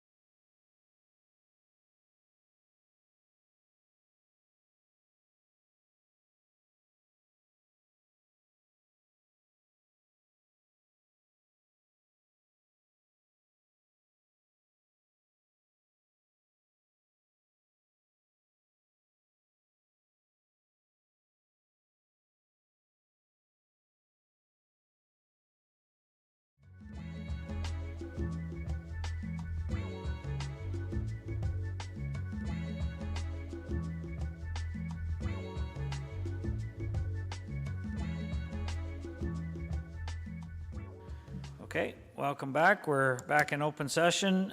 We have some matters from closed session. Madam Clerk? Item 16.3.1, confidential closed session minutes, that the confidential closed session minutes from May 17th, 2022 regular council meeting were approved. Item 16.3.2, staff received instruction respecting options and considerations to prepare for the Blue Box program transition to producer responsibility beginning in Kawartha Lakes in 2024. Item 16.3.3, an appraisal for the disposition of shoreline road allowance adjacent to 29 Fox Beach Lane, Carden, was approved, was provided to council. Oh, sure, go ahead. Okay, so based on that 16.3.3, I have a proposed follow-up motion that bylaw 2018-020 be amended to require that the appraisal for only those properties that are for sale, subject to appraisal, and that have an appraised value of $50,000 or more, be presented to council prior to final disposition of the property. And if somebody wants to move it and second it, we can, Councillor Yeo and O'Reilly. The idea here is that they're being appraised, and some of the smaller properties, we're adding that extra step that they come to council, so under a certain dollar value, it'll help speed up some of those smaller sales a little bit quicker, but anything over 50,000 will still come back here for council. Question? Go ahead. I've had some time to think about it. I'm going to speak against it. We're not operating at warp speed anyway. They can come to council, or they should come to council. We should know what's going on. I don't want a whole bunch of $49,000 properties being sold and I can't even speak to it because I don't know about them. So I think the work's being done by staff. They've got the appraisal. All they're doing is saying this is what the appraisal was. At the very worst, at the absolute worst, it would be a month's delay. And when you go through an appraisal process, what's another month? So bring it to council. Let us know what's going on. Thank you. Any other questions, comments? Call the question. All in favor? And that's passed. Thank you. Go ahead, Madam Clerk. Item 16.3.4, council received a verbal update from the CAO Taylor regarding recruitment matters. Thank you. Confirming bylaw number 18, confirming bylaw, Councillor O'Reilly. Thank you, Mr. Mayor. Moved by myself, second by Councillor Richardson, that a bylaw to confirm the proceedings of a regular council meeting held Tuesday, June 24th, 2022 be read a first, second, third time, passed, numbered, signed, and the corporate seal attached. Thank you. All in favor? That's passed. Motion to adjourn. Councillor Yeo, second by Deputy Mayor Richardson. All in favor? That's passed. Next council meeting is when, Kathy? July 23rd? Is it? July 19th? Thank you. We'll see you all on July 19th.